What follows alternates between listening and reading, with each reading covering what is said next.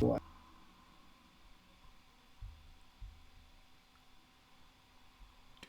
do you want to be nice to me?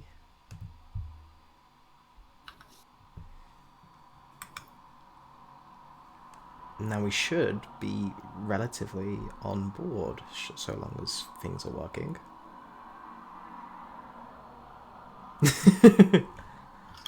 I'm just jamming to the music.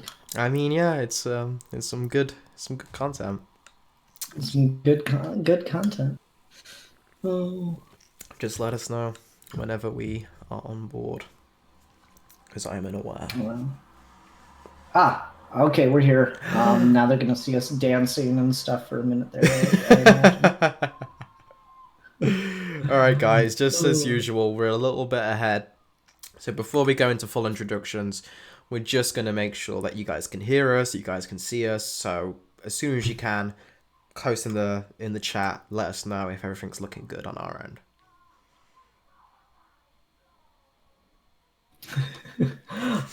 People seem to be saying hello and stuff. Hello. Buenas tardes. How much?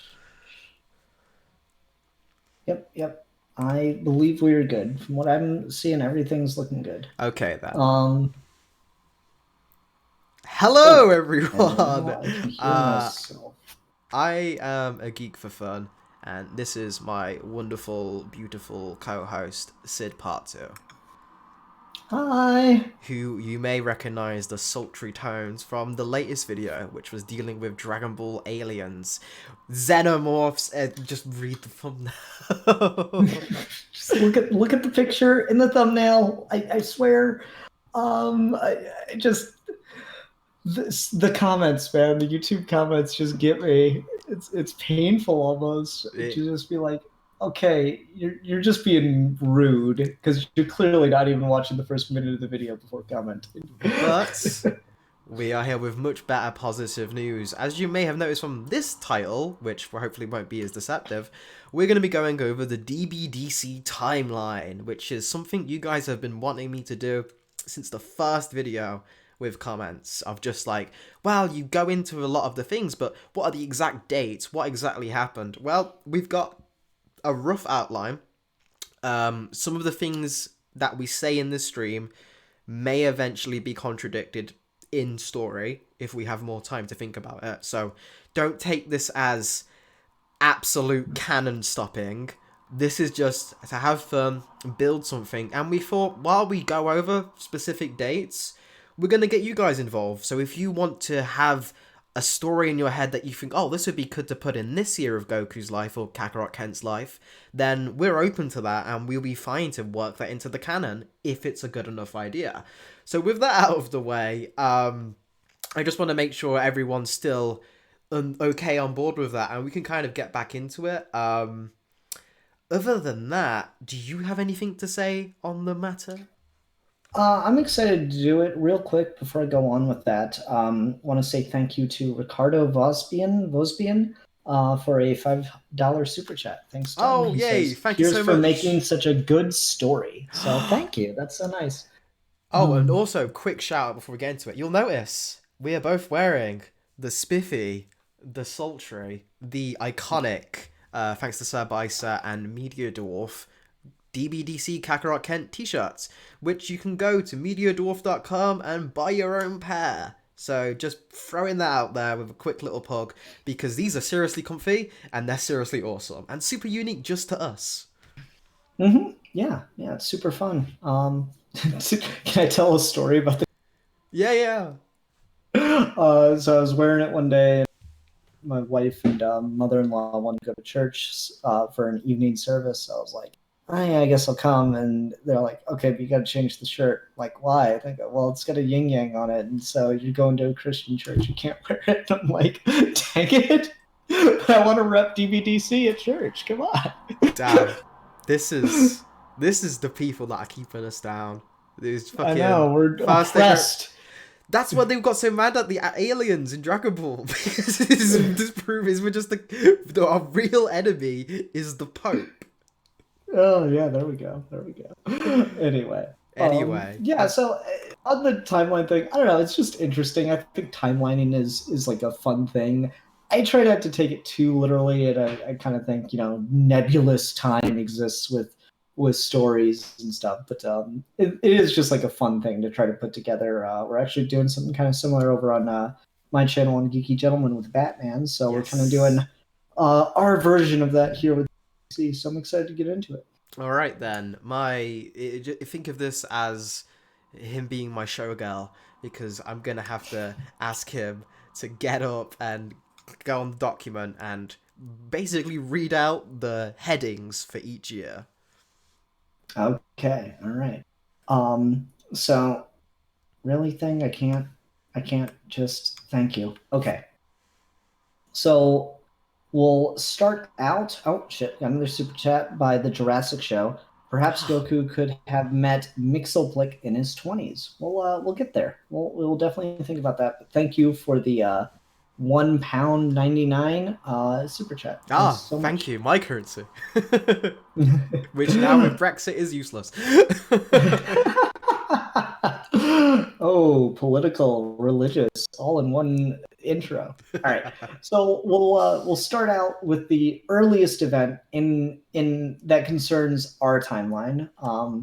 I guess the earliest event would be 14 billion AK, the founding of the universe by the Blue Hand. But we're going 1,000 years before Kakarot. The legend of the Super Saiyan began. So this is, if you want to call him Yamoshi, if you don't want to give him a name, if you just want to take the Bardock special even, whatever is your interpretation of that. 1,000 years ago from where we are is from when Kakarot was born, is when the Super Saiyan legend was first told in the DC universe. It's what got Darkseid interested, it's what got kind of the Saiyan race hyped up to other races, and that's really where our story begins, which, if anyone's been paying attention to clues and stuff, we may be talking about later down the line of why this series is even happening, why Superman isn't here. There's some clues in that of 1,000 years ago. But other than that, not much else to say. Yeah, yeah. Just the notion of Legend of the Super Saiyan is introduced into the DC universe. All right, so then after that we go 200 years before Kakarot. The Saiyans and Tuffles begin a long war. Yes, so And this is the controversial. because we didn't just take planet, what was it? It was Saldala. yeah, Sadala. We didn't just take planet Sadala and swapped it, which would be what was Cabba's planet and the original Saiyan home planet. We specifically swapped planet Plant, which was then renamed planet Vegeta. So the Tuffles came with it, and as a result, the Saiyan Tuffle War happened in our continuity as well. If anyone's been in Discord, you've seen a very cool character we added into that lore, and I'm not. It's not a spoiler if we're talking about because she's just kind of a lore thing we kind of came up together, and I just drew art of her and she looks quite cool. But we made a Tuffle Green Lantern called Peach, who, if you go on my Twitter or you join our Discord, you can find more about. If she gets a good response, we might do like a short video about her or something. But basically, the rest of the universe got to see the Saiyans and the Tuffles fight, while also spreading out and having like raids against Thanagar and Tamaran and all these different places for a very long time. It's a very bloody war and a lot of lives were lost that kind of got the Saiyans rep higher, but they weren't quite the intergalactic threat that they needed to be yet because they were still fighting the Tuffles on the home planet. Yeah, exactly. It was kind of like the rest of the universe kind of was aware of them, but they're like, oh well, thank God it's these guys' problem, and we don't have to deal with it. And of course, like Alfie mentioned, we have the tough old Green Lantern Peach, and and she was actually not allowed to get as involved in the war to like defeat the Saiyans. She could only like keep them back from getting much advancement. But that a stopgap against an army of Saiyans can only work for so long. Mm-hmm. Is kind of the real kicker to that. So it ultimately, because this is one of those things that people don't get is not just Vegeta is stronger in the DC universe because he's got all these Zenkai boosts from fighting and training against Darkseid. Not only Nappa and Raditz are stronger because of their training on Apocalypse. Not only Goku or Kakarot is stronger because of his battles on Earth, but the entire Saiyan race is boosted in the DC universe based on the factors of their biology from having to deal with things like Green Lanterns, with opponents of that strength. So the entire race is actually. Because if you compare it to a misconception that's in the Dragon Ball fandom, and I find it a lot, is the idea that you, and I don't necessarily mean to say to mean to people, I just think it's a misreading of the text, is the idea that if you get a Saiyan and put them in, like, say, a gravity chamber for like 30 years, they will just get infinitely stronger. That's not how that works. In Dragon Ball, a specific type of training has a cap. That's why Saiyans, who would be born based on their power level, had a potential limit, despite we know from the series, Vegeta, Goku, all of these characters can surpass those limits when given new stimuli. It's just the fact that in the Frieza Force, A, Frieza was making sure that no one was getting too strong, and B, a lot of the Saiyans were just fighting fodder. They were just fighting weaker, helpless races and crushing them. So they didn't actually get to push themselves that much, and they didn't really get to train or learn. Like, the Saiyan race didn't even know how to sense ki, which on Earth is like basic ass level training. So when Vegeta goes to Earth, he picks up immediately. And then when we see how handy that is when he's on Namek, it completely changes the game for him, even though he's not as strong as Frieza or the Ginyu Force. He gets to keep up because he's got this new skill. In DC, Saiyans get a much wider variety of opponents, and they don't have Frieza keeping them down.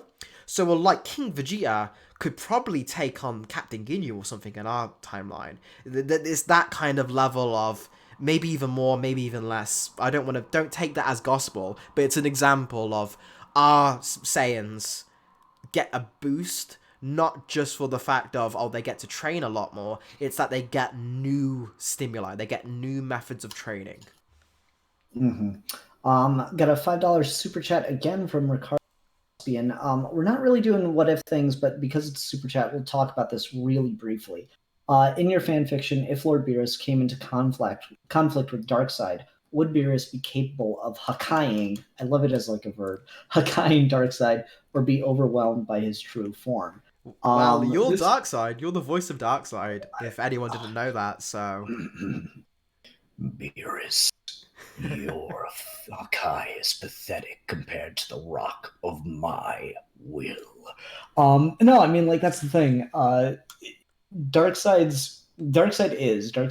is beyond things. Like, Beerus is what I kind of like to refer to as a wherein he has godlike power. He is very powerful in his universe, and certainly if Beerus like traveled to the DC universe, he would be a threat. But Darkseid is a threat to literally us. Darkseid is an idea that threatens the real world, and in a way that's like actually terrifying. And Morrison has gone into that. This is like gets really complicated and super meta. Darkseid's true form isn't killable by comic book characters because Darkseid's true form exists in us in the real world. And that's the part that makes Darkseid so terrifying. The closest example you could give for a Dragon Ball fan, because I know a lot of our viewers don't actually read the DC comics. They might have like a animated series knowledge and stuff. So we actually do like to use the series as a chance to get new fans into that information. Is if you remember Merge Zamasu at the end of his life, where he just became the universe and he started becoming all of timelines. If that kept going unchecked, he might have become something similar to a Dragon Ball equivalent of Darkseid. But even that Zamasu wasn't quite there yet. Mm-hmm. And even then, that Zamasu was something that they had to bring in Zeno to stop. And I don't think Beerus is on the level of Zeno at all, because he's so terrified of him. So there's your direct example for why Beerus couldn't beat Darkseid. And in our version of things, he could probably kill an Avatar. Easily. Yeah, easy. I'll give you that. But as far as just Darkseid goes, the it's so complicated and meta, and I can't wait. Never mind. I'm gonna stop on that one so I don't get spoilery. Darkseid's never gonna come back in the series. Never, not once. Okay. 20 years before Kakarot, the Saiyans win the war with the Tuffles and begin to branch out and attack other worlds. So this is basically the prologue of the first video and the Vegeta video. Is they finally defeat the Tuffles, Peach is slain, Vegeta is named King, Vegeta the Third, and then a brand new era of Saiyan prosperity now that they've got that win under the belt of like, we take all the Tuffles technology and we become a space empire. Is we go out and we go and try and do what they do in Dragon Ball to not as much success, but because they're so dangerous and they take so much damage and you can't really reason with them, there's no political agenda from a Saiyan. He's not trying to take your resources. He's just trying to fight and kill for the fun of it. So the Saiyan race becomes a scourge on the galaxy for 20 years straight that damages a lot of cultures to the point where they don't really ever recover. And it's what makes the Saiyans so hated in the universe is you may not have conquered Thanagar, but you killed so many of us. You may not have taken out the Green Lantern Corps, but you've killed 1 or 2 legendary lanterns, and this cannot be forgiven. We can't allow this to go. So the Guardians of the Universe, they're not really supposed to be considering wiping out an entire race, but these are like equivalent to like a virus. It's just the Saiyans are spreading, they're reproducing unchecked, they keep getting stronger, and they don't know how to stop them. Exactly. The something we have fun doing is because, Dragon Ball is often its own little world and there's like an alternate history and stuff to it. But DC is our world, kind of. Like a lot of real world events, of course, happened in DC. You got like JFK is always assassinated in the DC universe and stuff like that. So some comparisons we brought up is direct real world societies. So kind of our vision for this 20 years of Saiyan expansion is, imagine the Spartans and the Vikings had laser hands. And like that's kind of it, because Erickson, who is a Viking traveler that discovered the Americas before Columbus got there, or discovered's the wrong word, that's colonial, who stumbled onto the Americas, hundreds of years before Columbus. And the thing is, they didn't establish a colony because they're friggin' Vikings. They didn't care to establish a colony. They came there to rape, pillage, plunder, and then leave and go back home until the next season. And that's kind of what the Saiyans do. They use the Tuffles technology, and they're like, well, I guess we just fought this big war, so we are actually kind of united under King Vegeta now. And so it's kind of like King Vegeta's idea, like, all right, this can very quickly just evolve into us fighting amongst each other, which is probably what all of the other races were like, fingers crossed, hoping would happen. But instead, they discovered the Tuffle space technology that they were using to be very effective in their war. Stuff like orbital strikes and stuff, Saiyans couldn't do much of that. So they use the Tuffle space technology to travel to other worlds, and that's kind of like where they're getting out this need to fight and conquer. And so that's kind of what the Saiyans are like in the DC universe, and it's just on that scale of just being a scourge across the galaxy. Mm-hmm. So I guess I'll just pose this question to the chat. I'm curious what reactions are, but also, what is your favorite race in DC that you would have liked to imagine had a conflict with the Saiyans? Do you think they would have won? Did you think they would have lost?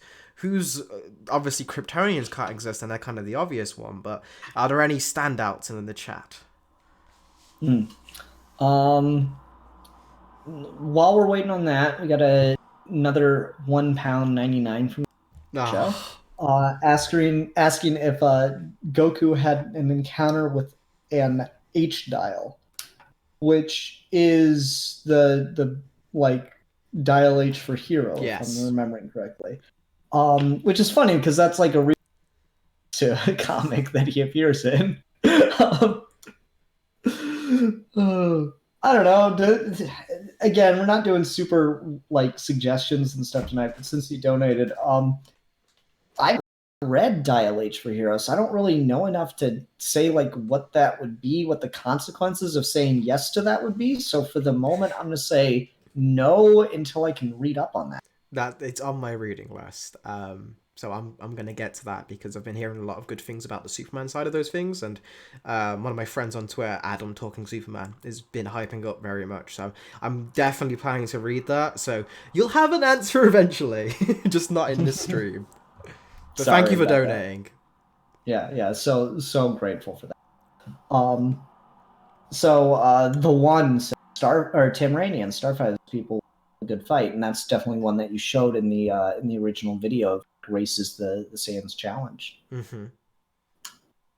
I think the Saiyans would have a blast against Tamaranians because I mean they're basically firing key bolts and stuff, so that'd be pretty much the closest thing to just a typical Dragon Ball fight, wouldn't it? Yeah, there's your beam struggles that are happening across an entire planet. Imagine that's a different kind of warfare. Mm-hmm. Oh, Mr. Negative says Martian. Oh, I don't know. Would it be? I don't think they would have been wiped out by now, right? Um, yeah, I don't know because John is kind of in Mars for a long time, but we do have, funny enough, this like 200-year thing where maybe the Saiyans like got a hold of a couple space pods early and just like rogue bands kind of went out. They could have met the be a White potential Martians. Oh, or yeah. And I think the White Martians would have stumped them. Oh, yeah. I mean, because like just the Saiyans don't naturally have telekinetic attacks and telepathic attacks. You know, like you can be as strong as you want, but if like pick you up and with their mind, and you can't like counter that. It's a pretty good point. Mm-hmm. And I think just as well, they're very good at infiltration and interception, and the Saiyans are quite stupid. So I feel like they would send a military squadron out, they'd come back, and they'd be like, oh, they wouldn't realize they're White Martians, and then the Saiyans would turn their back. And in Dragon Ball, if you let your guard down, you can get killed by basically anything. So I think they would use a lot of like stealth attacks and take out the Saiyans, and then the Saiyans wouldn't bother fighting them again because like, oh, they're cowards. They're no fun to fight. They just cheat. They're no fun to fight. They don't They just have a big tantrum about it. Just never deal with that again. Too many issues. The Jurassic Show suggests Carnians? Carni. Isn't that Lobo? That's Lobo's race, right? Oh, Carnisians. Yeah, okay. I mean, that's a hard one because I think Lobo's the only one that's like that. He killed them all. No, not like just super into fighting and brawling. Like, I think that was kind of the gag is like his race. If I'm remembering correctly, I haven't read a ton of Lobo, but I think that's kind of the gag is his race is actually like kind of peaceful and advanced, like Star Trek level, and Lobo's the only one that turned out that way. If not, that should have been the gag because that's hilarious. Dragon Ball DC official canon is the Carnesians are a Star Trek level post scarcity race that are just super kind and helpful, and Lobo is just the black sheep of the entire planet. Yeah, Lobo just saw what the Saiyans were doing and was like, I want to do that. That looks dope. If we've got any suggestions there, we can move on to the next big event, which is... there is one more. There is one more, which was the Dominators. Oh. Well, and a couple more, actually. They were fighting like the whole Justice League. So, like, I think the Dominators, if they went after the Saiyans, could have took them out. Because the Saiyans in our universe were strong, but they're not, like, Superman strong. See, I guess I don't know enough about the Dominators, because the way I usually portrayed is, like, very tech-dependent kind of Empire and Star Wars level, where it's just a bunch of fleets of ships and stuff like that. Though I could just be not well read enough.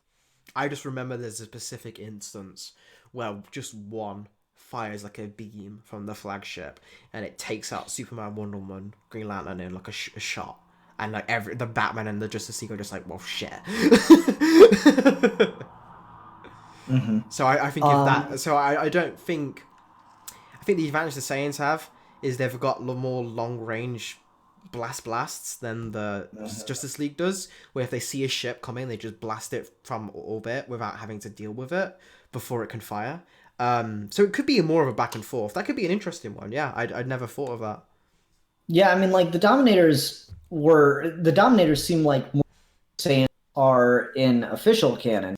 They kind of pick on easy targets. They're not really in it for the challenge like the Saiyans are. So I think the Dominators might try and fuck with the Saiyans for a second or two, but realize it's just not going to be worth it and kind of move on.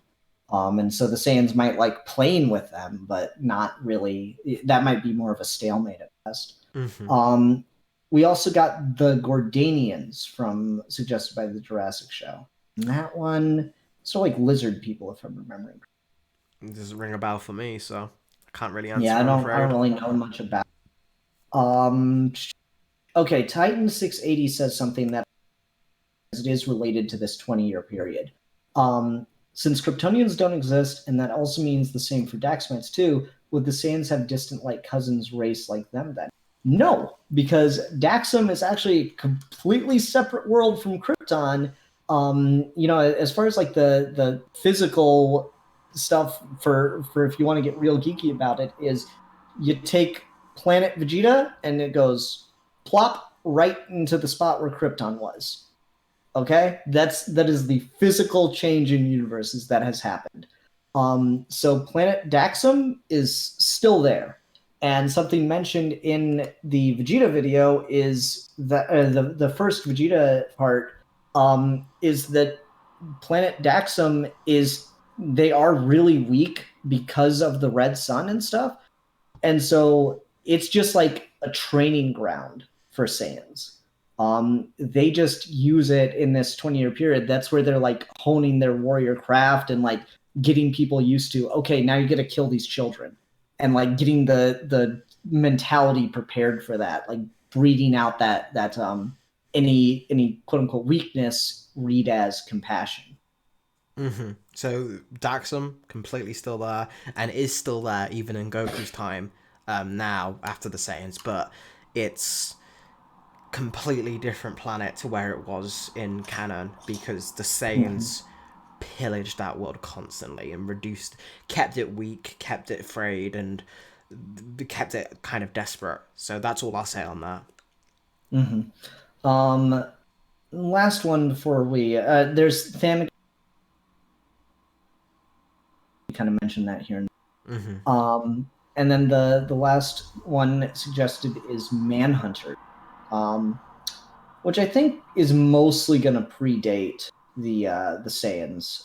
There might be one or two encounters with the Manhunter because the Manhunter is so old, only the Guardians remember it, so that actually doesn't even work.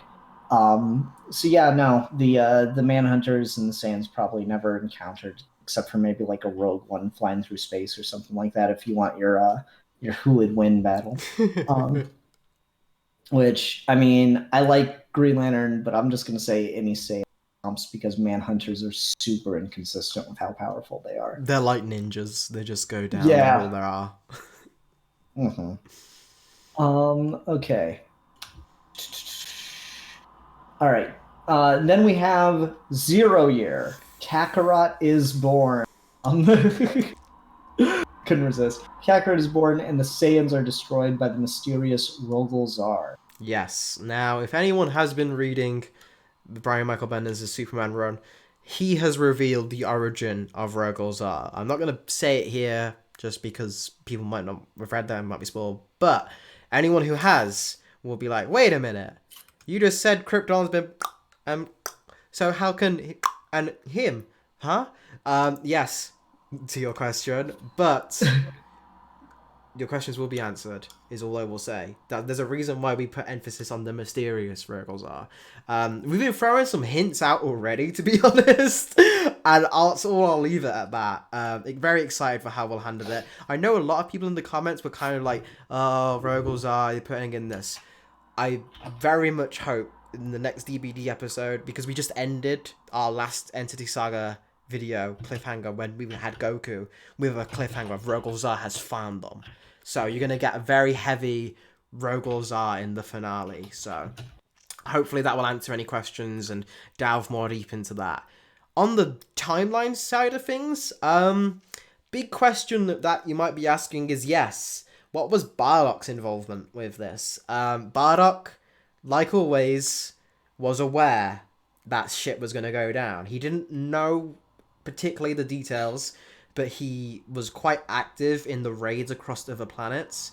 But he was one of the ones who was like, let's not destroy the cultural sites. Let's just fight the warriors. And if there's no big warriors, I'm not going to sit here and just kill the peasants. It's not worth my time. Not out of kindness, just out of boredom. It's like he just wasn't into that. And that's why when he settled down with Guinea, he started to lighten up a little bit. So we're kind of merging the original Bardock with the minus Bardock to make like our own best of both worlds mixed take. So he figured out relatively quickly that the Guardians of the Universe and just every other planet were kind of getting a little bit too comfortable with the Saiyans. He got like a edge that something was going to go down. He actually did meet Rogol Zar, and that's how Bardock met his end. They had a confrontation.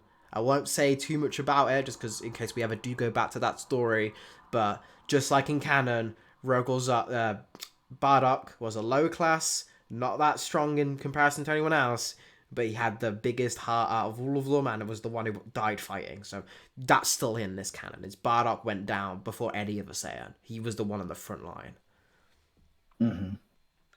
And apparently, yes, he cannot see the future. Yeah, he couldn't see the future.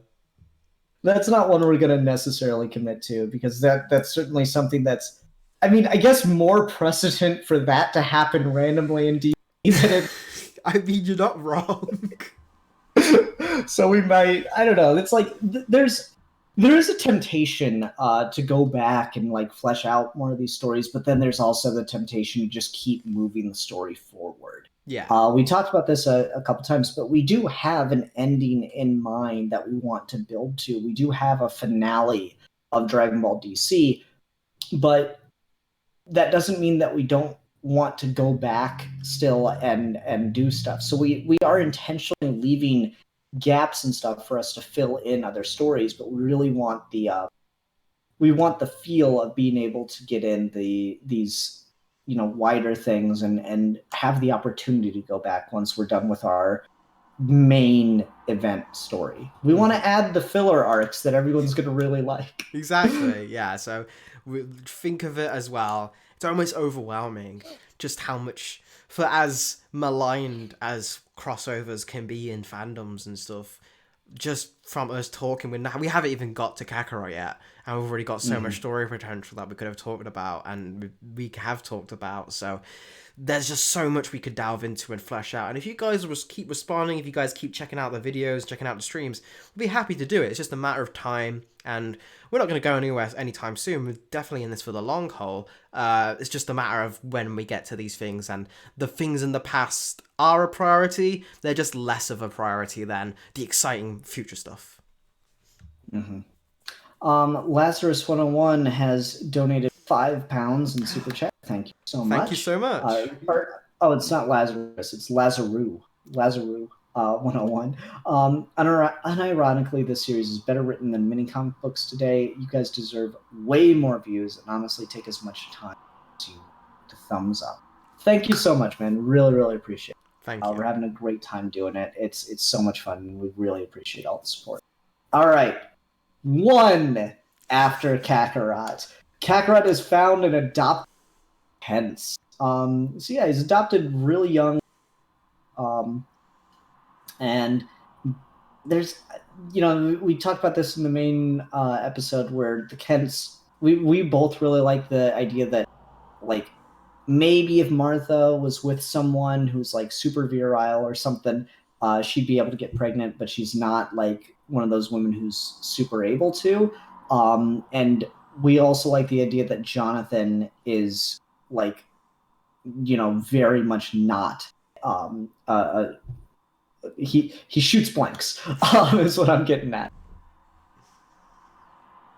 Kents together almost are biologically a horrible match because they cannot conceive offspring.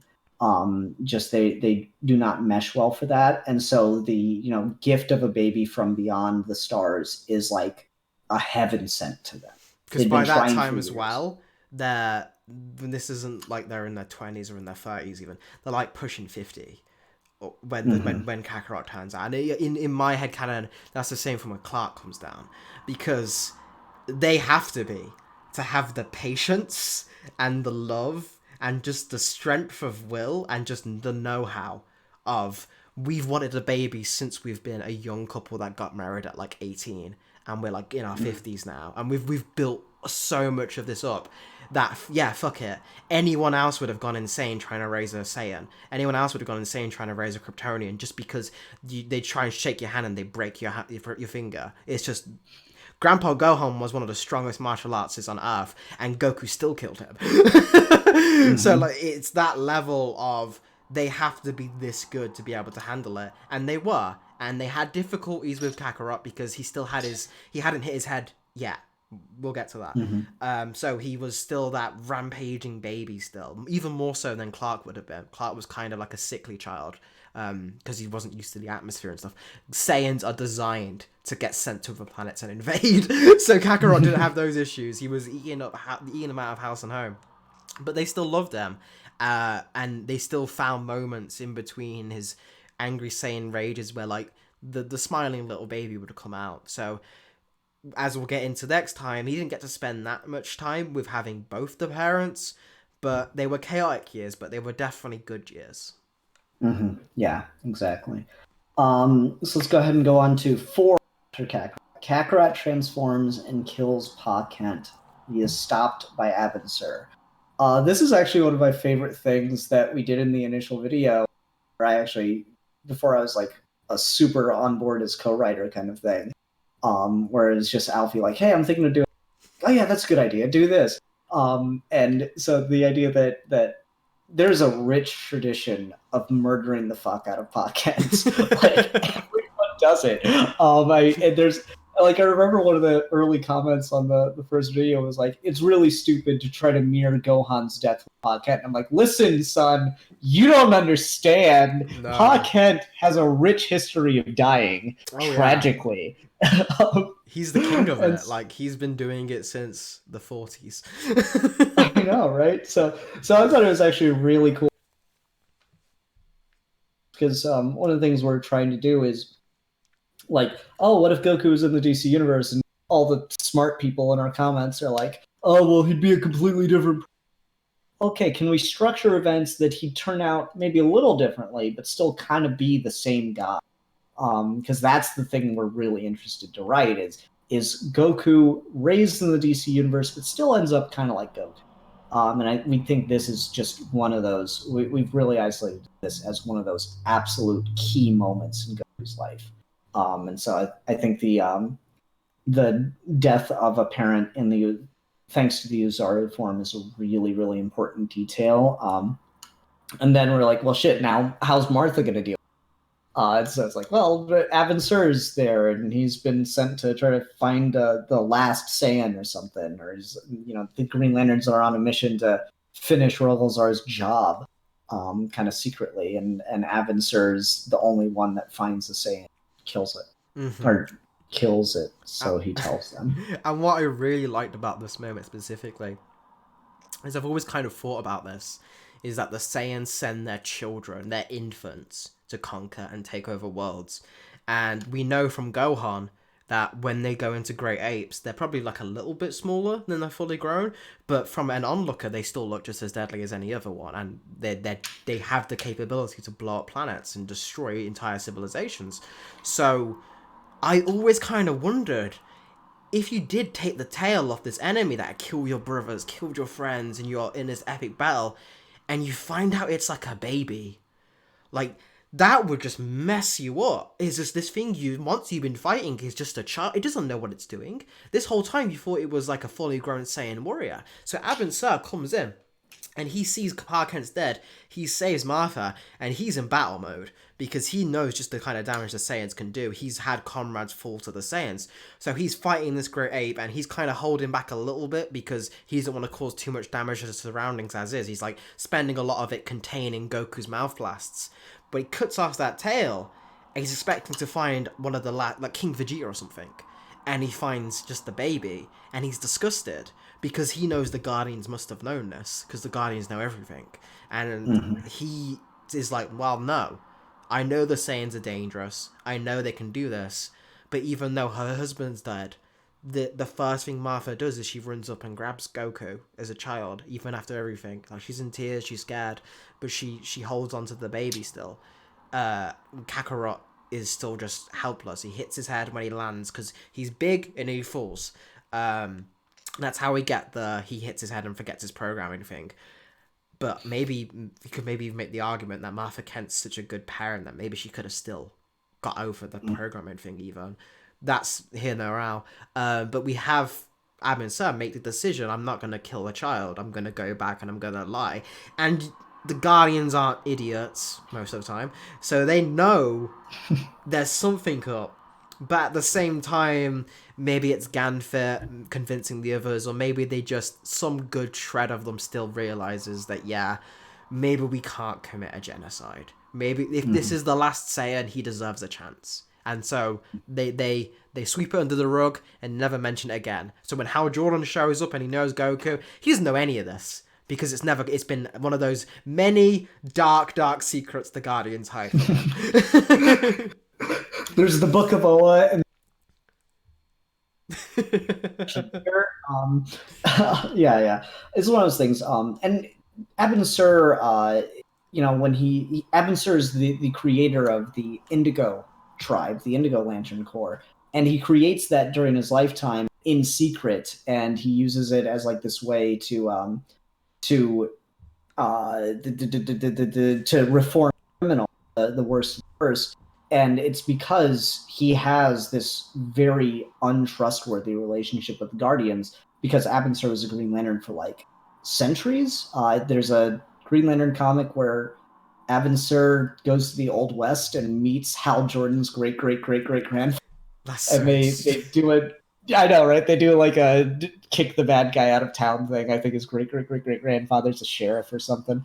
And so Abin Sur has been a Green Lantern for a long time, and the events like this kind of shape him into not trusting the Guardians and going off to create his own corps. So it just fits so well together. Brian Karat says in the comments, so Abin Sur is Jacko. And like, yeah, I mean, it's funny how these things line up, isn't it? Even unintentionally. It's just he's just an efficient Jacko. As if Jacko did his job. Jacko was sent to find Goku. He never found him. Yeah. He just kind of looked out. Yeah, then the other thing that like people mention, so your power scaling is all wrong. The news, especially an infant one. Yeah, well, he's not trying to kill it right off the bat. It's not like the Green He's trying to contain it, and he's got like poor Martha there, and shit's going down. It's hard to go into a fight not wanting to just murder the shit out of things. I mean, if it was like a fight scene in animation, it wouldn't last like a minute or two. It would be a very quick save Martha, contain blast, gets a little thrown off because he hasn't actually fought a grape ape in quite a while. Recollects his senses, chops a tail. Not that long. There's no great beam struggle where he's like, I can't do it. It's just very simple, very efficient, very clean. And it leads directly into Goku kind of having a habit of having his life saved by Green Lanterns. Alrighty. Let's go ahead and skip forward. We are now 10 years after Kakarot's birth, when Kakarot leaves the farm to travel the world. So for the longest time, Kakarot has been raised. Now with he's Clark. He's been named Clark for a while, and he's got his happy Dragon Ball personality. His upbringing is more detailed into the video, so I just recommend you go watch that because I'm quite happy with how I tell that. It's quite comical. This is where we start getting to more lighthearted stuff. Is Martha and Goku had a much happier, healthier relationship. Of course, she deeply missed Jonathan, but she was strong enough of character to know that she needs to be there for this kid, and it's what Jonathan would have wanted her to do. He wouldn't have wanted her to be a wreck. He would have wanted her to stand and help raise this child into the man he's meant to be. And Kakarot gets to learn from Martha a little bit more of morals, a little bit more of having the sense of decency to help people. Kid Goku still had all of that. The first thing he does when he sees Turtle is ask if he can help him. So that's inherent to the character. It's just Grandpa Gohan wasn't Martha Kent. There's a different levels of just how nice of a person they are. Grandpa Gohan was a sweetheart, but he wasn't a moral bastion. He was kind of a perv as well. This is funny.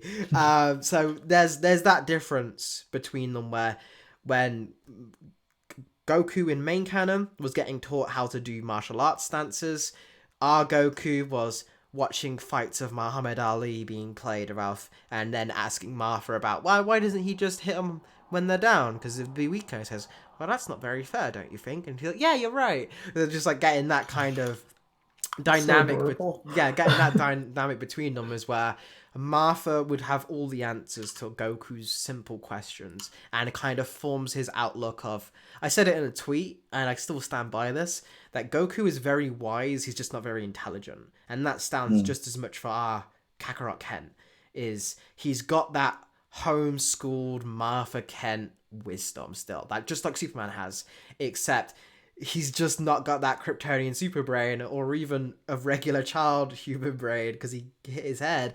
So he's the book stuff and they gave up on that real quick. It's just, they just know that's not what he's here for. We're not going to force him.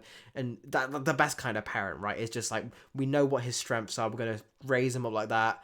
But the main conflict and why he leaves home is the farm's just not big enough for him. It's open space, but the whole world is Goku's open space.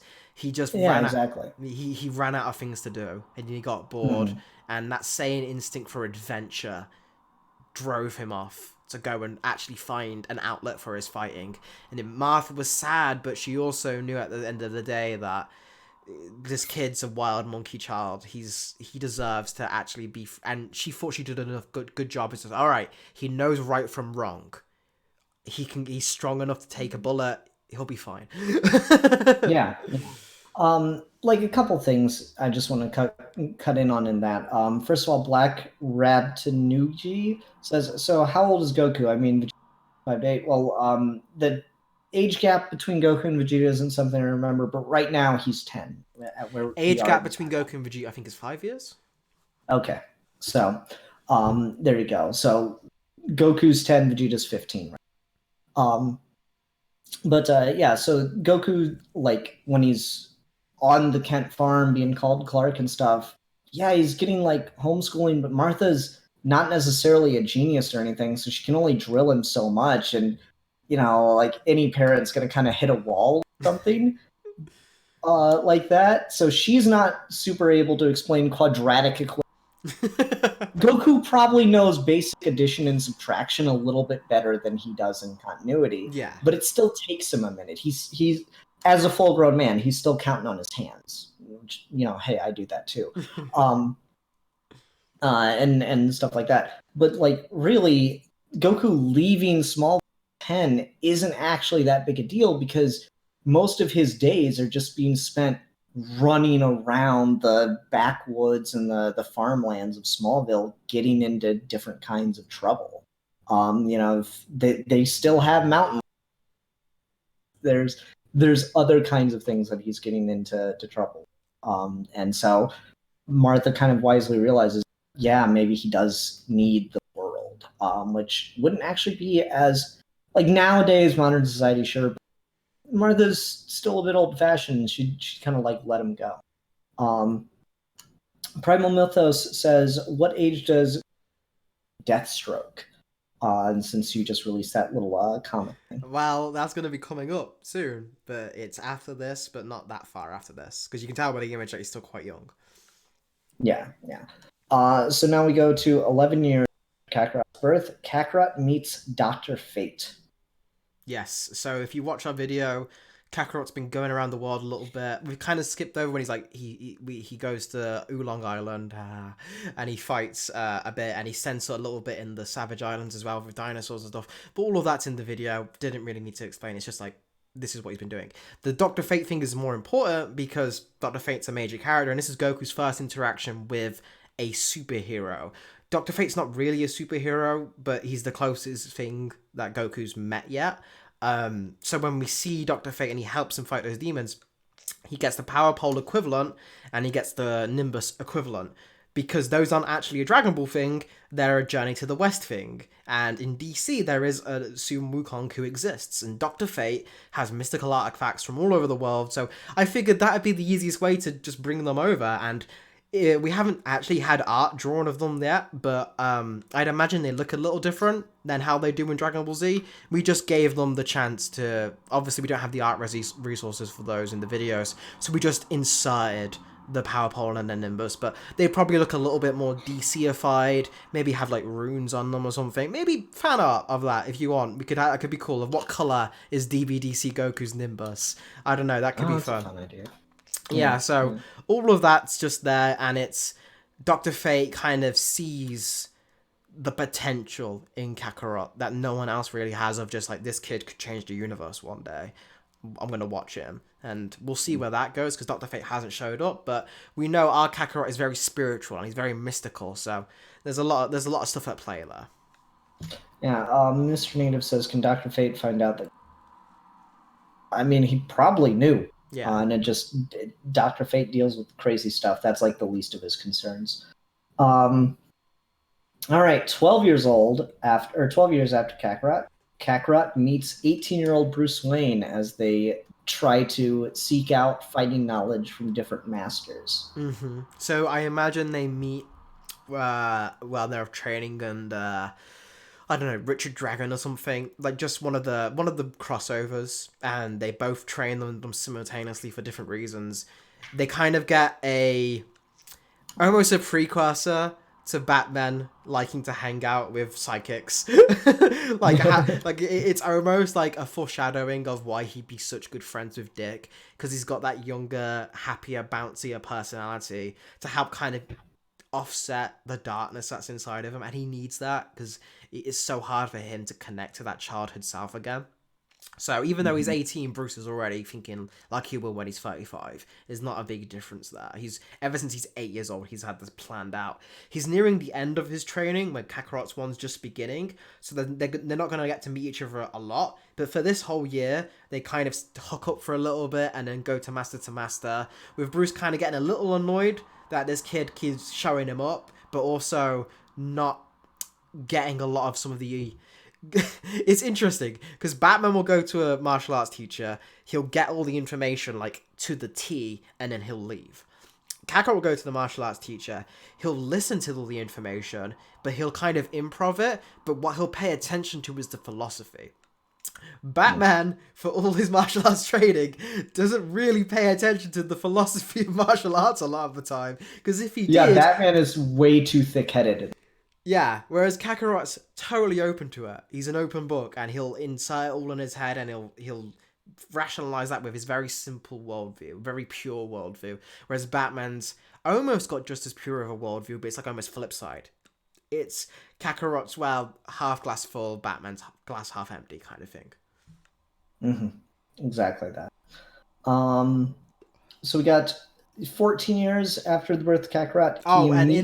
In there as well, just in that period, after he meets Bruce, after like they have their last meeting and goes, that's when he meets Deathstroke, who is on a mission to take out the kid who's been going across the world, and some of those high societies like Vandal Savage and stuff like that study. Oh, maybe he'll be a threat in the future. Go kill him, take him out.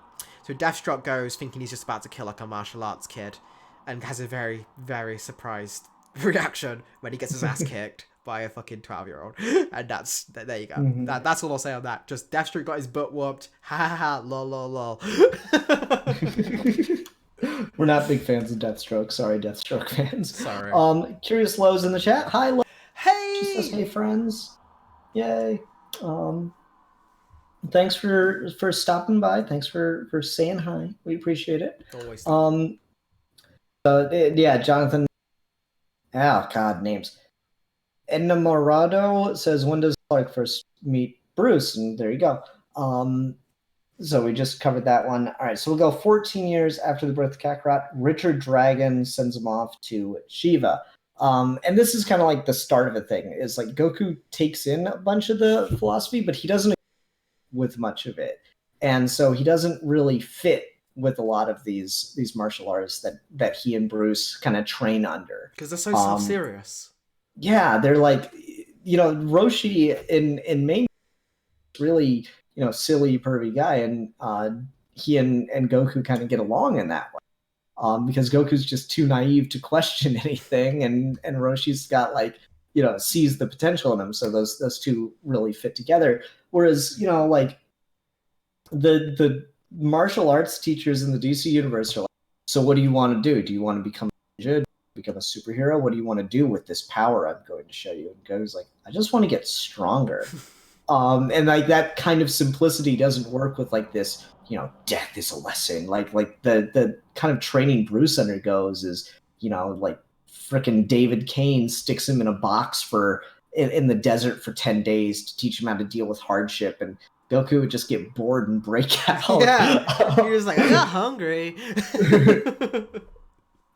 So like the teaching styles just don't mesh, and and Goku's, of course, picking up their techniques so quickly and able to very quickly, if not stomp, at least provide a pretty significant challenge really fast, because they don't realize they're not just a human kid. They think, like, at best, some of them think he's a human kid with some kind of metahuman, but they don't really understand the Saiyan biology, of course.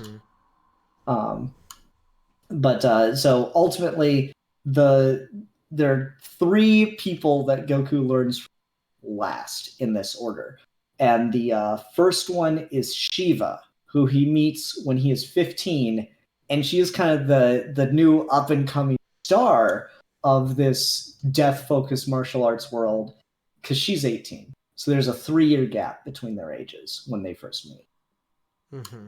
And Shiva is interesting because she's the first person who gets common ground with Kakarot's philosophy. She's the first person that when she asks, what do you want to use this for? And he says, oh, I just want to get stronger. She's like, yeah, cool. She's the same.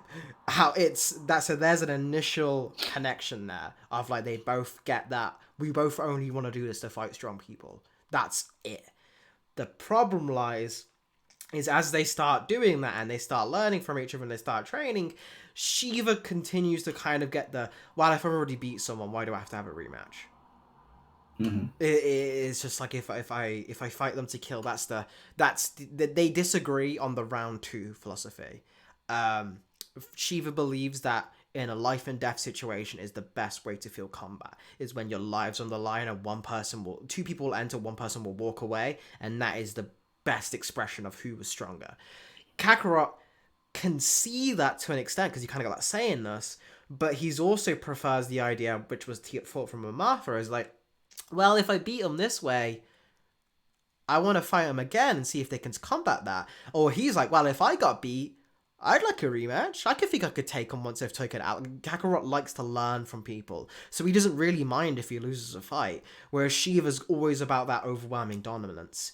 Unlike some versions of Shiva, especially more modern versions, where they're just like, they have to kill and they will not agree with you if you do that. Our Shiva's more like the Denny O'Neil run within the question, where she's, oh, okay, I don't agree with you, but that's fine.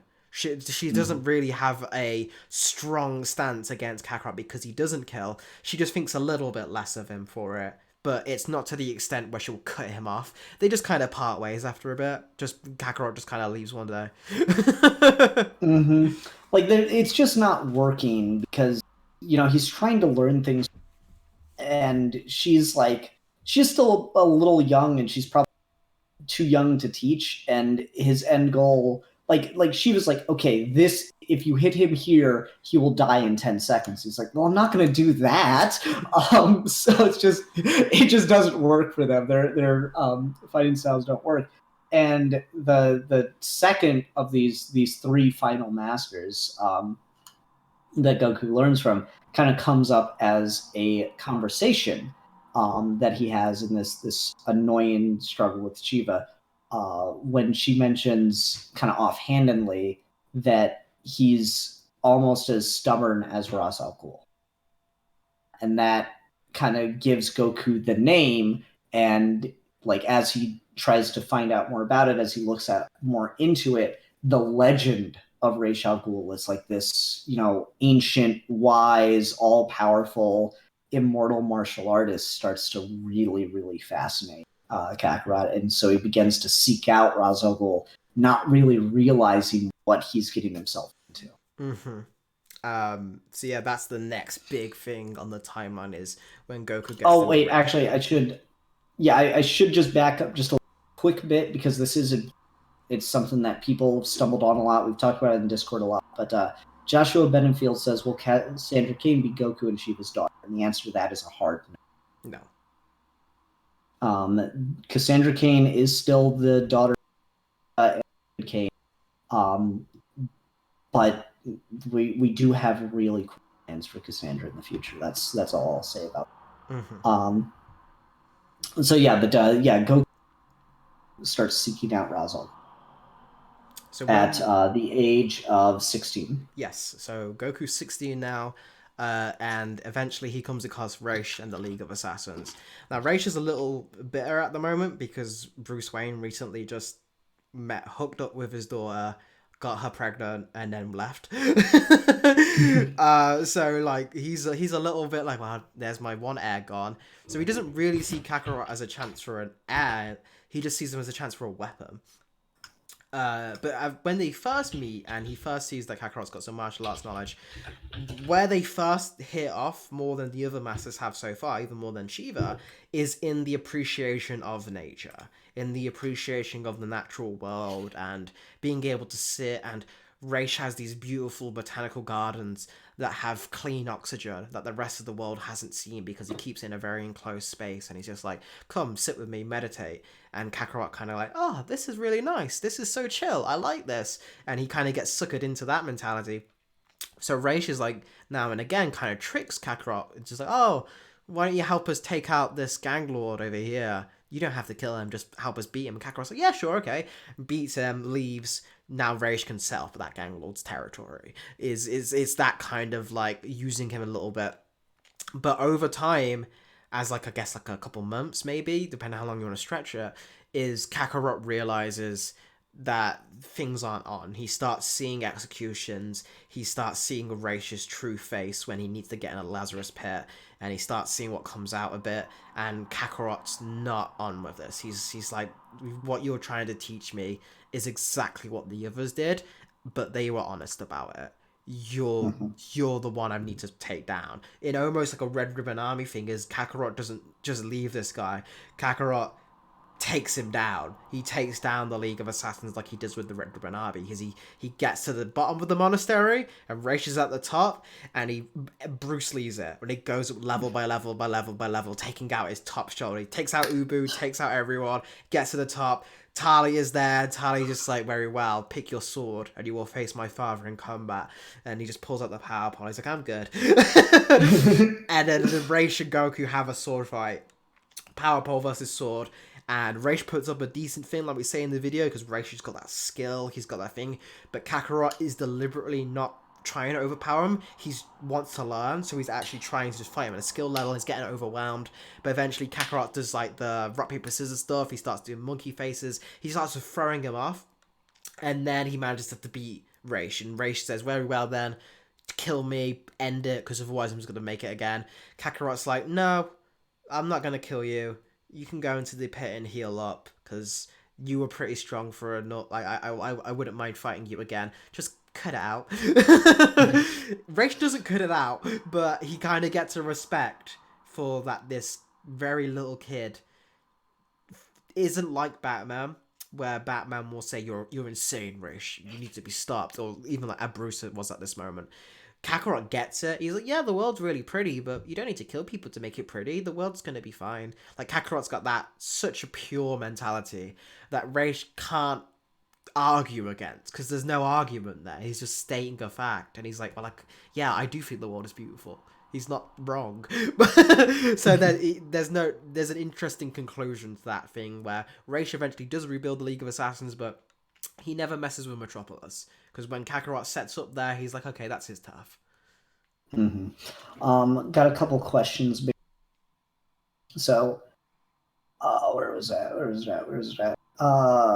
Crap, I lost it. Damn. Okay. The anime noob says, how did Talia and Goku interact? Well, Talia would probably find Kakarot. I guess it depends. Annoying. She'd be quite young at the so she'd be maybe a little bit more because she's not as bitter as she is when Bruce rejects her. But Bruce has just left her and she's probably pregnant by now, so she's not in the best of moods to be around. So having this little kid be like, Talia, where are we gonna eat? When's the bath? Where are we gonna go? She'd have a Bulma almost, but like an evil Bulma, like Launch maybe, where she just pull a machine gun on him or something. Yeah, exactly. Like that's the thing is like Goku, he's 16, but he still hasn't hit that spurt yet. He's still the size he is when he's 12. Yeah, exactly. So he hasn't hit his Saiyan growth spurt, which is just officially a thing, I think. Yeah. And so I like the idea that just she doesn't find him attractive like she does Bruce, and she's just off the rejection of Bruce, and also his personality again just doesn't mesh with the typical martial artist of the DC universe. And so she just wants nothing to do with this kid and finds him pretty freaking annoying. I'm trying to think of a good example to go with, but I think your Launch thing might be the best one. It's like if Launch didn't have that good side and was also a supervillain. Is she just like throws a sword at him now and again, and it's like, oh, I missed. What a shame. no patience for Kakarot. Yeah, and like she throws a sword and she's like, that was an ancient sword passed down through this family for generations, and you broke it. Well, you swung it at me. Like that'd be the way that would go. Comic Platypus has just donated $2 super chat. Oh, thank you so much. Thank you very much for that. In training, did Kakarot meet Diana Lance, the Black Canary, correct? Yes, I believe so. Well, we kind of skipped over it. He does initially, he does start training with Wildcat briefly, but again, it's just he'd grown up watching boxing of like Muhammad Ali, so he pretty quickly surpasses Wildcat. So there might have been a little bit of bleed over. Most of the did he meet the superhero? Did he meet the superhero? That kind of happens all during his career as a superhero, more. Yeah, like we say, these are years, and obviously when you say Kakarot leaves home at 10, the first place he explores is America. So that's where he goes to Wildcat. Probably hangs out with him for a little bit, goes across and meets maybe some of the JSA that are retired, ending with Dr. Fate as like the capstone of that. Kind of like to usher in the new generation of heroes as Kakarot gets to meet all the members of the JSA in that initial span. But they're not the only ones we're mentioning are the ones that are key foundational to the development of him as personality. As like these would be like multiple arcs of like a story, whereas that would just be like, oh, an issue cameo is he hangs out with Wildcat for an issue and has a team up. Like, so they're not they can happen, but all the foundational ones are the ones we will mention. Yeah, exactly. So the whole Ra's al Ghul, I guess we'll call it, and that's one where we've thought about it a lot more, and we do kind of want to go back and tell that story one day. The Ra's al Ghul saga takes place probably over about 6 months, the first 6 months that Goku's 16 years old. Kakarot, sorry, we just use it interchangeably when we're not in video, or in episode, I guess we should call it. So the last 6 months of his 16th year, Goku meets I Ching. And this is around the same time that Batman is now like starting to become an urban legend in Gotham. This is so when Goku starts training with I Ching is when Batman Year One is taking place. Mm-hmm. So we've Batman's already established, but superheroes aren't a thing yet. It's just Batman's becoming that myth. And people don't really believe is a thing, like he's real or anything. And we'll see that as a trend. But I Ching, as you know, gets quite a lot of show in part one. Cool hints for the future that I still people aren't really commenting on a lot in that initial video. So if you go back to that and you watch what I say in that, a lot of that is relevant. And this is where Kakarot up to now has just been honing his martial arts skill. So he's been getting to the level of he probably knows a little bit more about like pressure points or poses and stances than he does in Dragon Ball, because a lot of Dragon Ball isn't about specific martial arts technique. It's like moves and special abilities and physicality. That's the whole title of Hermit Training, right? Is it's not teaching them how to do martial arts stances because Krillin and Goku already knew how to do that. It's teaching them how to get superhuman power. That's where he does this with I Ching. I Ching, for people who don't read New Superman, is the literal embodiment of Ying, the concept of Ying in all of DC. So that means he is one of the most powerful beings in the universe, because every aspect of weakness or fear or everything comes from him. In the Taoist, in this he's this. so there's that's him. So he can teach Kakarot almost on like a Whis level, because he's so good and understands all of this. But so he knows he doesn't have to teach Kakarot how to punch, but he teaches how to use ki, which I spout kui, which is what we call it, but as people have rightly said, it's just pronounced ki. Chi, you want to use it interchangeable. It's the same thing you see in Dragon Ball. It's the same thing that exists in DC. This isn't something I've made up. This is canon to DC. That ki does exist in DC. So I was like, well, yes, of course. This is how he learns how to do it. So Goku starts learning how to do blasts. He starts learning how to do the Chaos Cannon. He starts using how to power up and do all the things we see him do in Dragon Ball.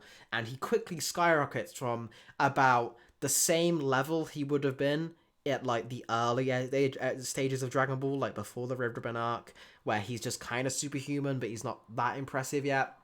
Skyrockets all the way past to going past Saiyan Saga, etc., etc., etc., to where he gets that superhuman level of power thanks to I Ching letting him tap into it in a way that even Roshi, Kami, any of his King Kai, even any of his earlier masters couldn't have.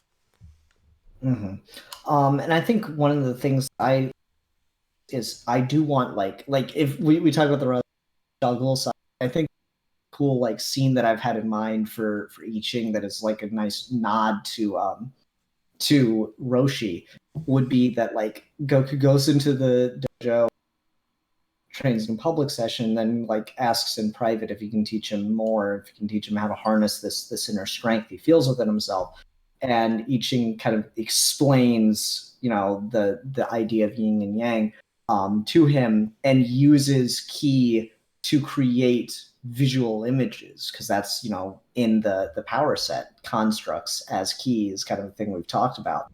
And so he physically creates this symbol in front of him, and Goku's like, "Can you teach me how to do that?" He's like, "Yeah, sure, but it'll take about 50 years."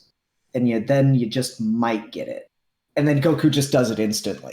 Like once he sees it, it's not as good. It's perfect. It's like, it's not a perfect circle. It's got kind of like squiggly lines to it and stuff. Get it. But like once he sees it, he's got this ability to touch into it a little bit and grab onto it and himself. Lowe's telling me my mic's cutting so often. Huh. That's weird. Disappointing. Oh well. If no one else is complaining about it, so I'm hoping that it's okay. If it gets really, please let me. Yeah, we'll let us know on that so we can try and fix it any way we can. But yeah, given that, we know that the Saiyans can naturally have that ability to get using ki, so it's something Goku is inclined to more than the rest of the DC universe. It's why you don't see like Batman shooting ki blasts or something. It's just Saiyans are just naturally get it better than other people in DC do. That's been our But importantly, anyone can. yes, very much Yeah, so. but it's gonna take 50 years. So that's his most important training, and it's where he gets the symbol, and why we went into this being our logo, because in DC you're a superhero, you need a logo, and Goku doesn't have a logo. He just honors his masters. So we thought, well, I Ching's logo is a yin yang symbol because that's what he is. So let Goku have that, but just in his famous colors of orange and blue. We decided we wanted to tie Taoism. Well, I did, because specifically, if you look up a site called the Tao of Dragon Ball, Toriyama has a lot of Taoist philosophy and Taoism in Dragon Ball, and it's seeped into it, seeped into Journey to the West. It's seeped into how, like, when you get into like mastered Super Saiyan, and that's like the powerfulest version of Super Saiyan is when you're just calm and tranquil. You get into Super Saiyan God and Super Saiyan Blue, and it's all of these things. Ultra Instinct specifically, to them to be able to move without thinking. All of this ties in all the way back, so I thought it was such a perfect fit to tie these two characters together. And if anyone wants to learn more about I Ching, go read New Superman, because it will. If you read that story, you will get so much more about what I'm doing in Dragon Ball DC with Kakarot, and it will click in your head, and you might be able to, this is what he's going to do in the future, kind of thing. Mm-hmm. I'm looking through Mike's settings, and it doesn't seem it might be anything on my end. I think it might just be stream related, unfortunately. Yeah, I think it's probably like a connection, just like just a hiccup. No one's saying it's too bad, so I hope we'll be able to go ahead and keep going on. Anyway, let us know if it gets worse. Okay, so yeah, that's kind of his training under I Ching. And then we get into the Golden Age. Oh, sorry. Let's take a brief pause because we just got a super chat from Primal Mythos. So thank you so much for the £5 super chat. How much of an impact does the Saiyan God Yamoshi have on the DC universe? Would he have fought Darkseid? That's a harder one to answer. We started the stream. We talked about 1,000 years ago, the Super Saiyan legend happened. If you read Toriyama's interviews about what Yamoshi is, he's kind of both. I'm not going to say any more because I've got some kind of plans for Yamoshi down the line. Maybe exciting. Who knows? But did he fight Darkseid? Did he fight Darkseid? Darkseid has not fought anyone. Darkseid doesn't fight people. Darkseid manipulates events to suit his will, and his will be eternal. So if Darkseid was involved in those events, no one else would have known but him. Yeah, exactly that. Okay. So now on to the Golden Age. Math this out, by the way. Thank you for that. Goku at 18 years old. So after about 2 years of training, Kakarot at 18 years old. Sorry. After about 2 years of training with I Ching, goes to Metropolis and has his infamous first encounter with Lex Luthor. I hear you're the strongest guy in the world. Well, no, I'm very inflammatory. Punch. Breaks his nose, and is just like, guards to get him, and Jimmy Olsen has to get him out of there before he gets arrested. And in just the Daily Planet, it's just like bloody nose Lex Luthor running away from Kakarot. He's like this. Guess he was kind of weak after all.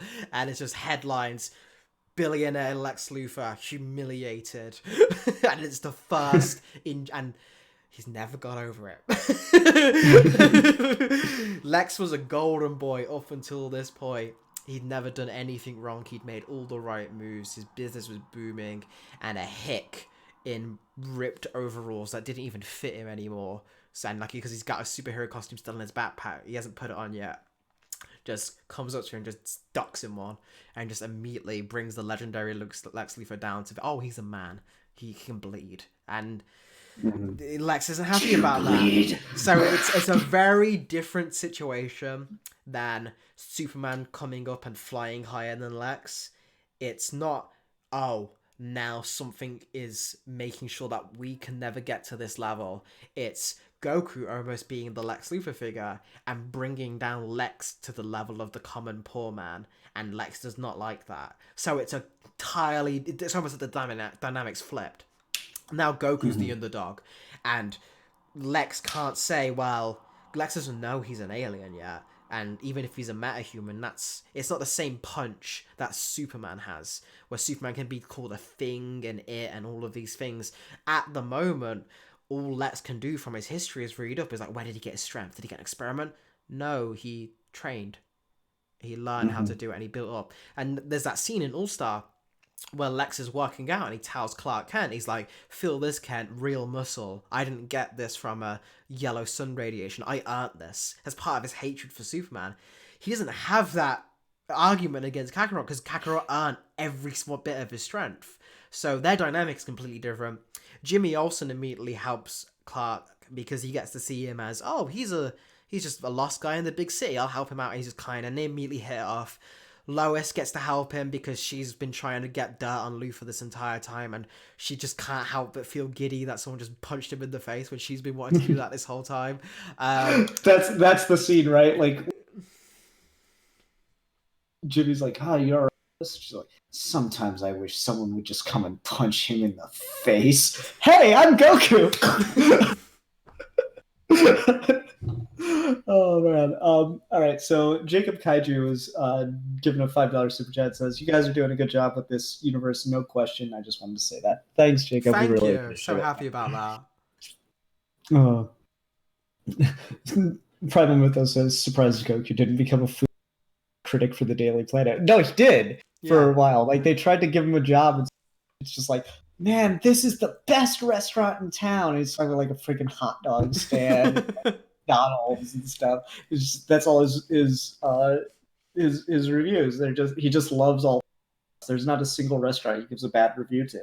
And so the restaurants love him, but it doesn't really do much for the Daily Planet. Like, Perry mostly kept him on because Kakarot doesn't have a secret identity. He became kind of famous very, very fast, especially when he put the outfit on, which Lois convinced him, well, why don't you do some of these things for me? I'll tell you where to go and you take them out. And don't worry. It's not going to be like what it was with Raish. You can trust me. I'm going to set you straight.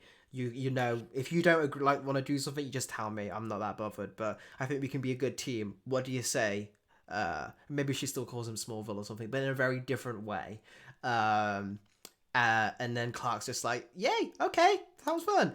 And Jimmy helps him out, and that trio spends a lot of these early years. The reason why I call this era the Golden Age. Not a lot of supervillains. It's mostly just them, Lois pointing at corrupt businesses, bankers and stuff, and Clark just kind of scaring them. Clark just kind of like picking up like a banker and says, you're very small. Is there lifts in your shoes? And just like humiliating them on live TV, and they can't touch him because he's got nothing to blackmail, or he's not breaking the law per se because he's not beating people up. And even the police want to come after him. A lot of them just think he's funny, so they don't even bother. They just kind of sweep it under the rug and like, oh yeah, he'll spend a day in jail. Oh no, some of the paperwork got misfired and he's out the next day. Oh, what a shame. Like, all of that kind of dynamic is what's being built up. Is Kakarot's becoming a little bit of a hero to the people. Kakarot's the only superhero with a arrest record. Yeah, legitimately.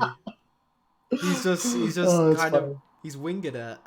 So yeah, he's doing the food reviews, he's doing this, and he's building up a rapport.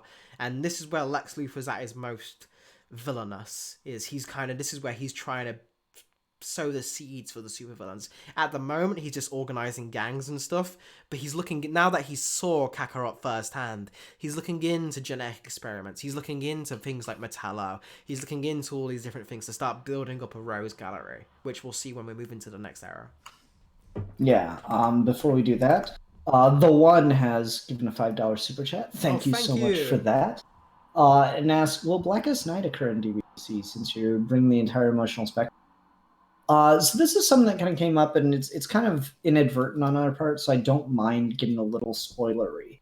The conclusion to the Entity Saga will have absolutely nothing in common with Blackest Night.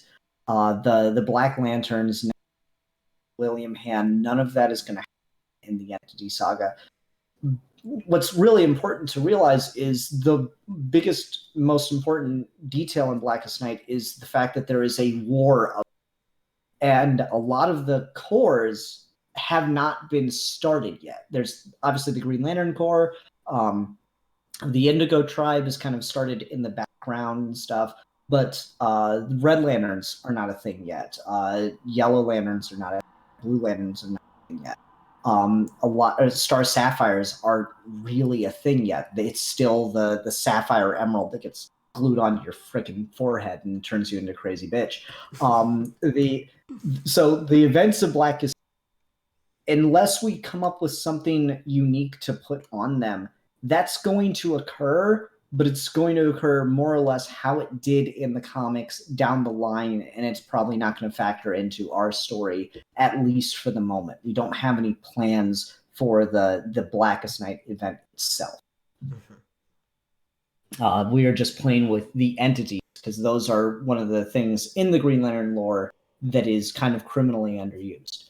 When it's actually really, really fascinating. So it's a really cool opportunity for us. And of course, we wanted to have this ability to bridge between telling things that are like reworking arcs of Dragon Ball for the DC universe, and in order to get our characters where we wanted them to be, and then kind of going off on our own stories that share things in common, maybe here and there, with events from Dragon Ball and events from DC, but are fully original stories. So you're not going to see many things like Blackest Night but Goku.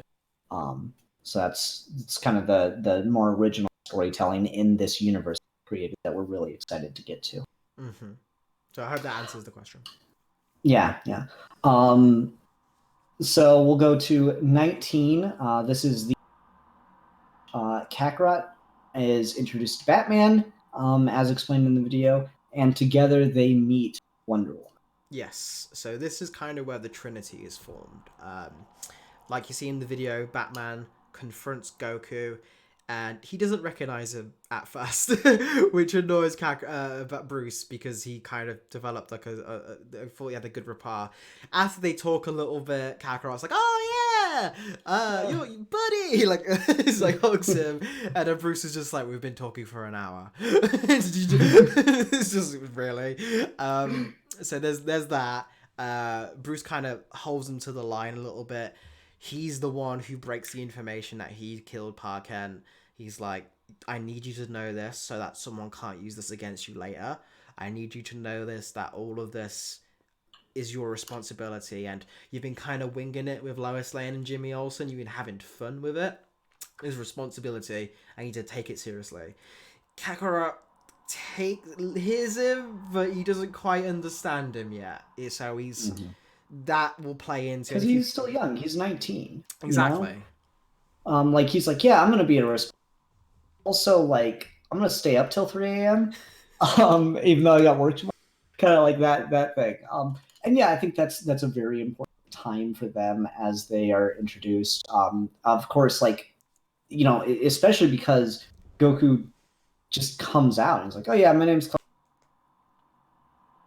Mom, and that causes poor Martha to have to deal with like legions of reporters kind of storming the farm for a good long while. But eventually it dies down because, unlike any other, you know, like the Legend of Batman kind of coming up and like the tales of other superheroes that are starting to be a thing, access to the press is not a problem for Goku. He is like just around, and like after a battle, he'll sit there and answer questions for like half an hour. And it's just not something any other, like Superman. Yeah, there was a fire, but I took care of it. Everyone's safe. Okay, bye.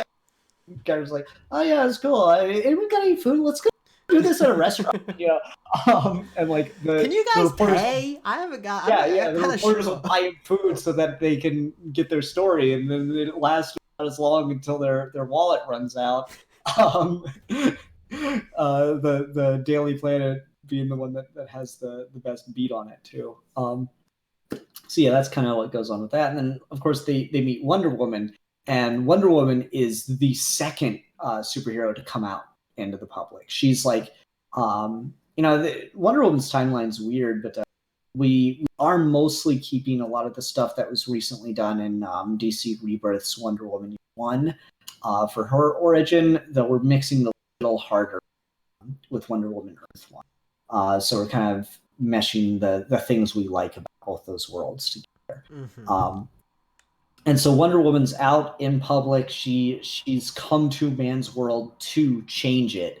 And so one of the first people she goes to meet is this, hero for fun in Metropolis. And he's like, "Oh yeah, let me introduce you to my friend Batman." She's like, "That's real? He's real? Is he a vampire? I've dealt with their kind before." Yeah, me too. Don't worry.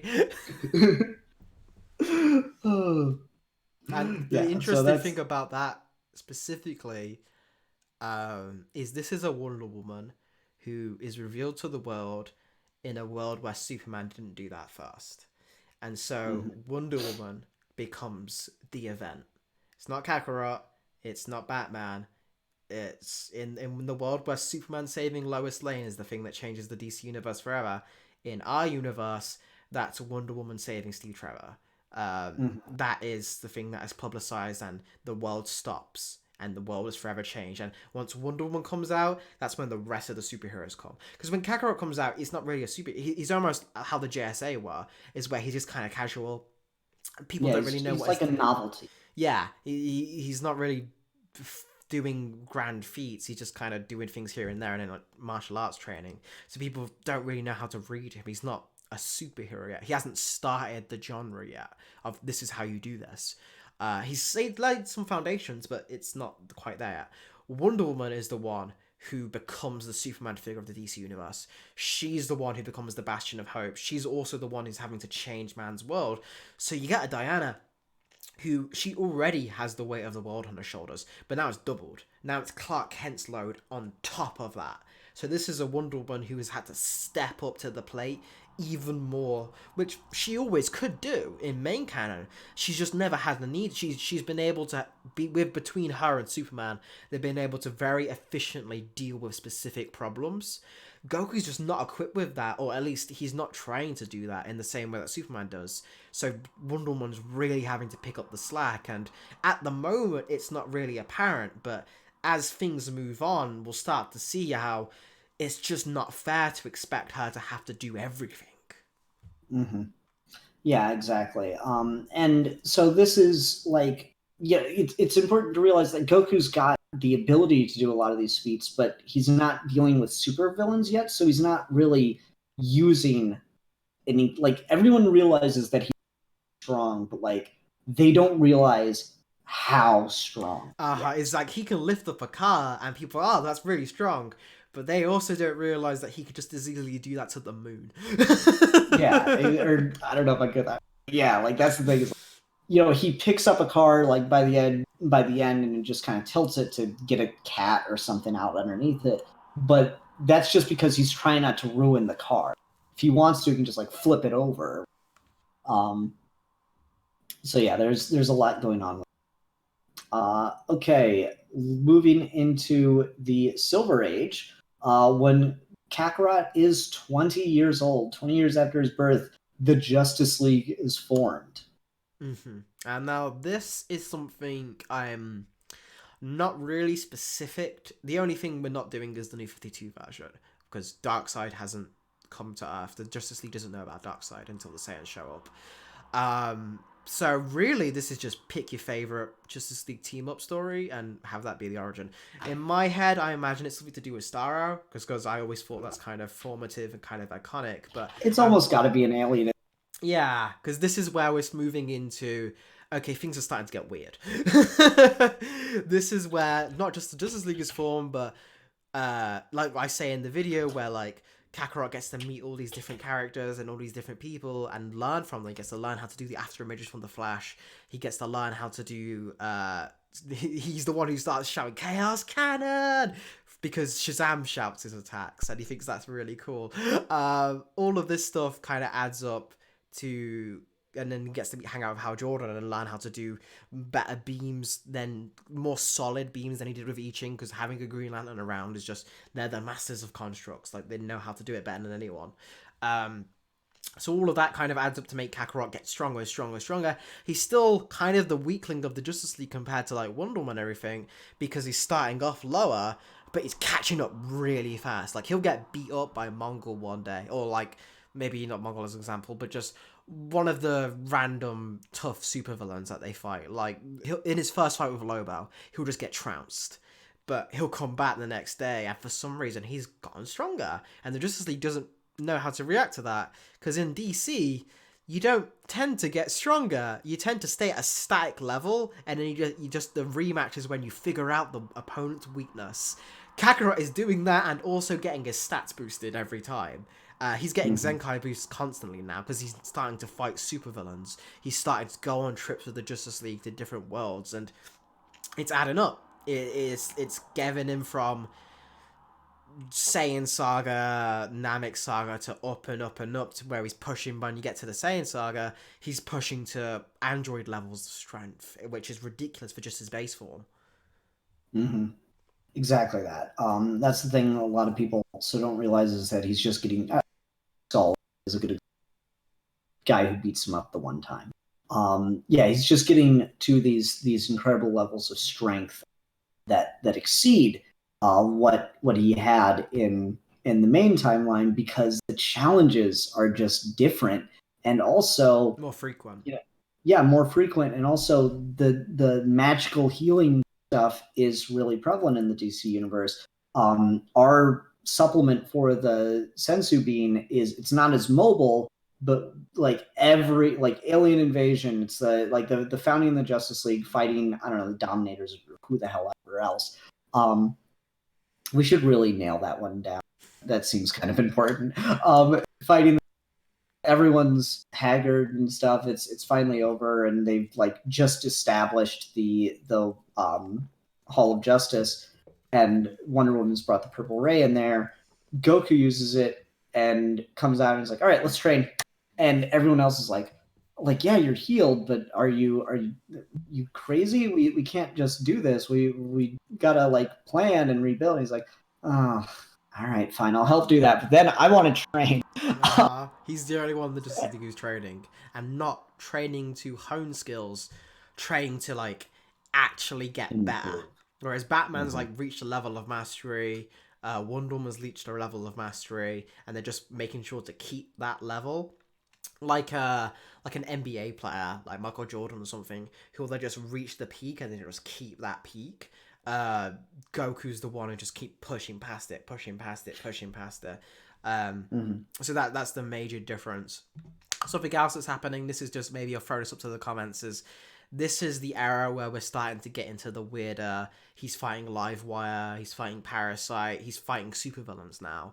If you want, we mentioned Mitzel Spitalik earlier, and that's something that could have happened. I'm not really tied down to the idea because I might want to do a story with him later or something, but yeah, why not? This is the Silver Age. He's one of those recurring characters, right? So he can always come back again and again and again.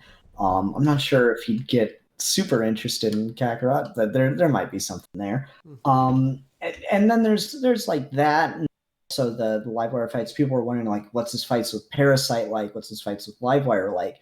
And Livewire's got almost infinite energy capabilities. Once she's charged, she can unleash and really take down Superman sometimes. So she's kind of pushing Kakarot to his limits, and he's working on distance fighting with her. So he's we're switched to beams. Kind of. You didn't tell me we switched to beams. So he's working on distance fighting and working on trying to innovate stuff like key shields against Livewire.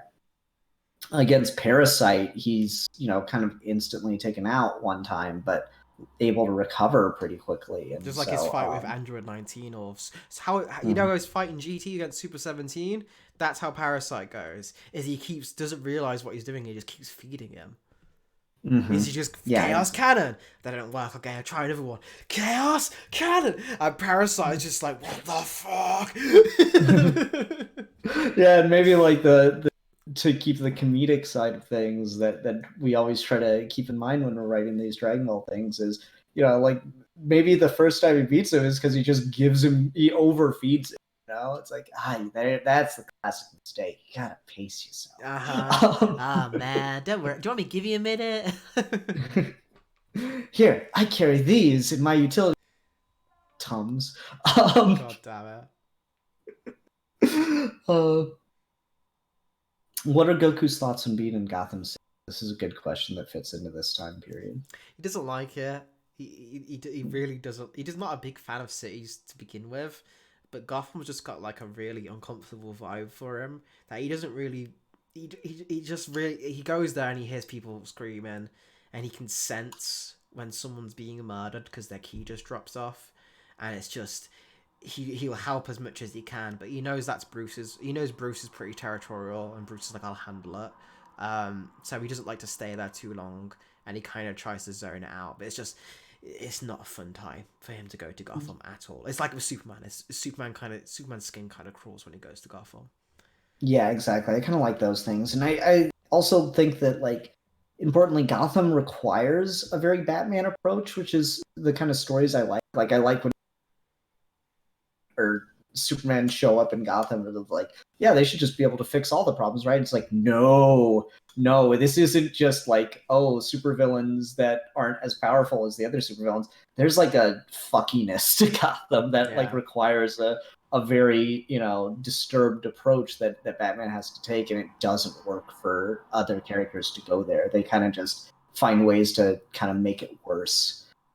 Surprisingly. So I always like those stories, and Kakarot would fit right in there because he's got this very world view, which kind of works against the big alien in a way that it doesn't against like, yeah, I'm robbing this guy because my child's starving. Goku isn't really equipped to deal with that problem.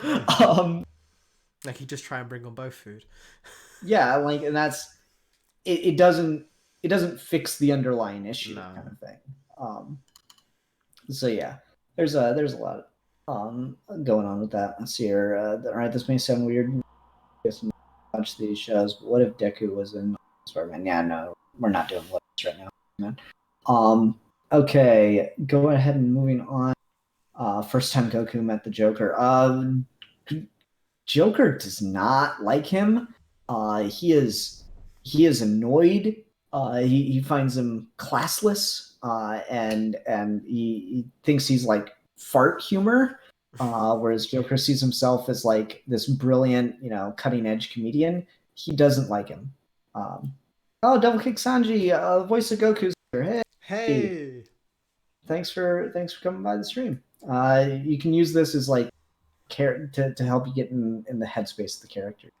Everyone go sub to Devil Kick Sanji if you haven't. He, like I said, he's our Goku, and he's looking to try and get up in his sub count a little bit, and he's got some great stuff for his own, like a bridge series coming there, so definitely be sure to show him some love. He deserves it. Yeah.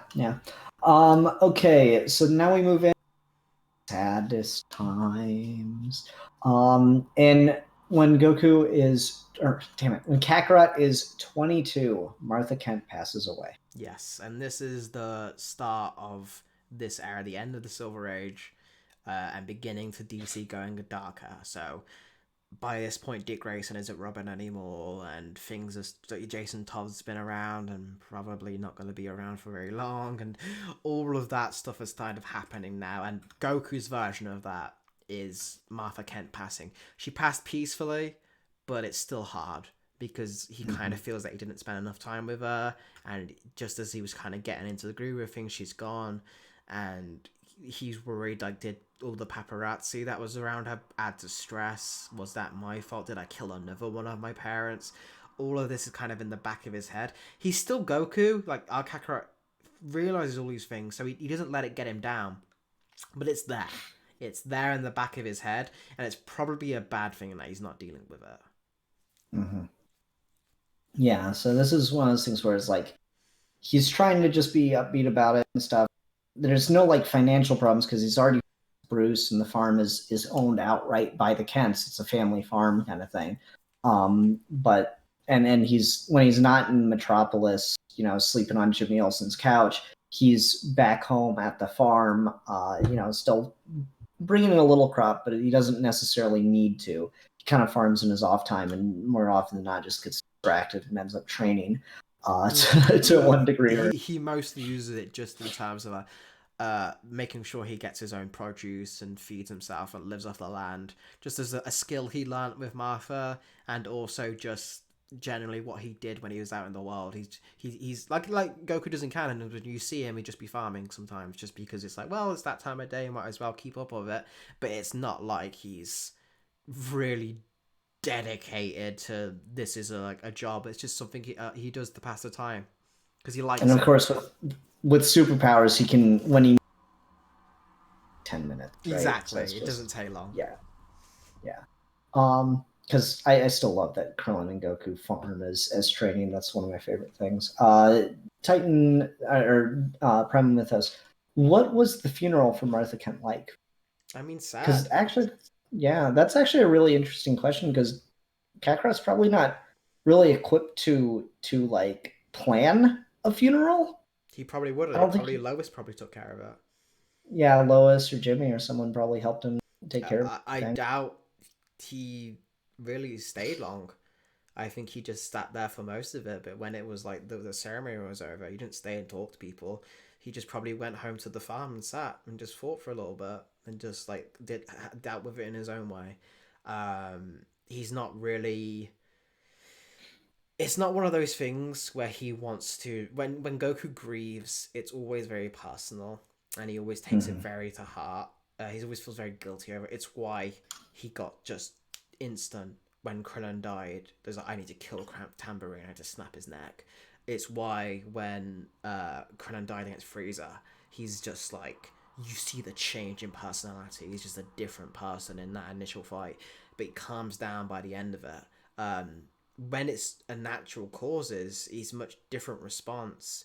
He's very sad and cry like he did when he found Grandpa Gohan. He had hugged him, but he'd probably just take a photo, put it on like a little mantelpiece, maybe something they did together, like making like a cup or something, or like a tie when they were remembering Jonathan, put it next to Martha or something, a keepsake like the Dragon Ball was for him. And he'd pray to that and just say, I hope you're doing well, I've been doing fine, and probably do it like every day whenever he can, and then he'd be fine. He's not one for ceremony. He's not one for the idea of a funeral. He's much more to the earth, spiritualist kind of person, rather than how we view death. He's got a very Eastern view of it. Even if this Goku grew up in America, it's just central to the core of his character, especially because he would have learned a lot of that philosophy while he was away. Exactly.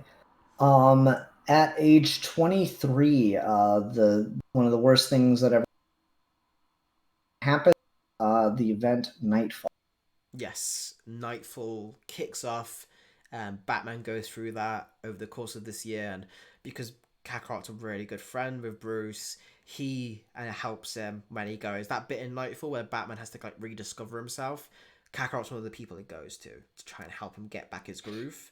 And then his final one is still Lady Shiva, but Kakarot's one of his actually like, okay, I'll help you get back into shape.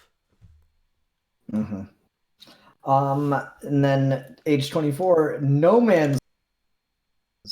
This is important not just because of Batman. Like God, just what a hell couple of years Batman had for a while. Oh yeah. No Man's Land happened. Kakarot is 24, and this is important not just because of Batman, but because Luthor helps with the rebuilding effort, and this is kind of what helps him get onto the Justice League, which is something that is done on occasion, but very rare. And we are actually really excited because we think Justice League with Wonder Woman as the head and with Goku being much more forgiving of a person. Like Superman's a really, really nice dude, but he kind of holds a grudge. If Superman has like a character flaws, that he kind of holds a grudge, at least against Luthor. He takes betrayal very personally. Yeah. So yeah, but with this different dynamic as to the founding members of the League, Lex Luthor is actually allowed to come in. Bruce is the biggest voice of dissent. Some of the others kind of fall different ways on it, but Luthor is allowed to join the Justice League. and he was actually in the alien invasion stuff. Luther is like the man. He helps shut that shit down. But there's some other times things are a little iffy, a little strange, and Bruce is kind of doesn't ever really trust him in anything that's not extra. That's the only time they worked. And what's interesting about that is because there has been no Superman, we've talked about how Luther does hate Goku, at least initially, so he hates Kakarot, but once he does that mini stint as the guy making the supervillains, he starts to realize that Kakarot can fight them all ding dong day. It's not affecting his revenue. He's still doing all of his illegal business practices completely fine, because Clark Kent's the person who would have stopped that. The reporter, Superman, was the one who was attacking him on all fronts, and that's why Luther had to have that disdain. Like all of his day would be spent on 1% of his day would be spent on running LexCorp. 99% of his day after that is spent on ways to kill Superman, and then LexCorp basically becomes just a tool to help him kill Superman. So it's 100% of his day. In our version, he doesn't really pay it much thought after a couple of years. He's just like, oh, Kakarot's just there. He's a novelty. I don't really care anymore. I'm not really going to bother with a supervillain thing. I'm probably just going to be a better hero than him. So we see that Lex Luthor superhero identity is Superman. Lex Luthor is known as Superman in our canon. He's the guy with the big L on his chest, a red cape, which he saw in a vision when he was a small boy, when he tapped into the secrets of the multiverse. He had a little glimpse into an Earth where there was this hero with a red cape, and for some reason the image stuck with him, so he based his costume off that. That's the incident where it blew up on his face and made his go bald. So Lex has kind of had that with him, of wanting to be a hero and wanting to be this figure for the people, and Metropolis loves him. He's much more of a... After the novelty of Kakarot kind of dies down and Kakarot's fighting more and more supervillains, Metropolis starts to get a little bit annoyed that he's causing so much property damage. Whereas when Luthor comes in, he shuts that shit down real quick. If anyone's causing problems, he's already evacuated the building and then takes it down, and then it was something that was going to be demolished anyway, and then he builds a school on there. Like, it's just great. Everyone loves Lex Luthor now. Lex Luthor's the... If Wonder Woman is the person putting in the hard work to make people be inspired, Lex Luthor's the poster boy. He's the pop idol. He's the one doing the celebrity interviews. He's the one on like Oprah. He's the one who's doing all these things that's getting the Justice League great press. But you could argue, is it the selling out of a superhero? Like, is the idea of what we're doing, is this being too far? And Kakarot doesn't really mind it, but Batman definitely does. And Wonder Woman does to an extent, but she's also like, he is still doing good at the end of the day. He is helping people's lives. Like, Bruce, I get you don't like him, but he just helped give this poor child legs who lost them in the No Man's Land incident. What are we gonna... How can I disagree with that? Like, it's that kind of thing. Mm-hmm. Exactly that. And so, like, you know, there's questions, even from members who aren't Batman. There's questions of like why Lex Luthor's doing it, but ultimately they come down to the decision: you can be doing the right things for the wrong reasons, and you're still doing the right things. And so that's why he's at the very least allowed to remain on the league. Though, like, so like if we were to like break it down, who voted to keep him, who voted not to, Martian Manhunter and Bat, Goku and Wonder Woman definitely voted yes. Hawkgirl probably would have been okay with him because she's got that more like, oh no, you can want to kill people, it's fine, kind of mentality to her. She's a little more brutal, so she'd be okay with it. Flash is probably our swing vote, and he kind of is younger and looks to Kakarot more. I guess we should kind of backtrack just a little bit. Where do you think Death fits in with all of this, because he is still he was still the Flash one? Yeah, so we'll be this down the timeline a little bit is when we get Crisis. Oh shit, yep. I guess that's just on to the next thing. Crisis, when Goku is 25. Yes, so Crisis happens when Goku's 25. They don't remember it, but I don't. Maybe we'll do this as a fun special one day. But it's basically the events of Crisis on Infinite Earths, where everything happened the same except Superman's Goku in this. But that also means, because our DC universe is one of the only ones where this happened with the Switch. So Superman in this world, the old grade Golden Age Superman, is still there, and he's like, "Wait, who the fuck are you?" So they don't remember it, so they can't mention each other yet, because at the end of Crisis, they became one universe again, and the rest of the universes went. At least until we get to Barry Allen and stuff like that. So all of that will be addressed in specific things when we deal with the multiverse. But do know that Kakarot met a version of Superman already. They just don't remember it. And they fought the Anti-Monitor together. And I want someone to draw a fan out of that, because that'd be fucking dope. And so we're kind of moving on to the last on our timeline that kind of kicks off with where the main series takes over. And that's at age 26, the Saiyans invade. So I guess we should backtrack a little bit real quick and talk about where Vegeta, Nappa, and Raditz kind of fit into the time. So when the same year where Kakarot zooms off to Earth is where Vegeta is about 5 years old, and he decides he wants to go off and prove himself as just as worthy as his father was, the great leader of the Saiyan Empire. He wants to live up to that. He takes Nappa and Raditz with him. They do a great job. They get on their way back, and then, oh god, the planet's gone. They meet Rogolzar. They have that confrontation. Darkseid takes them in, and that's all in the space of that 1 year. The rest of those years, up to from what?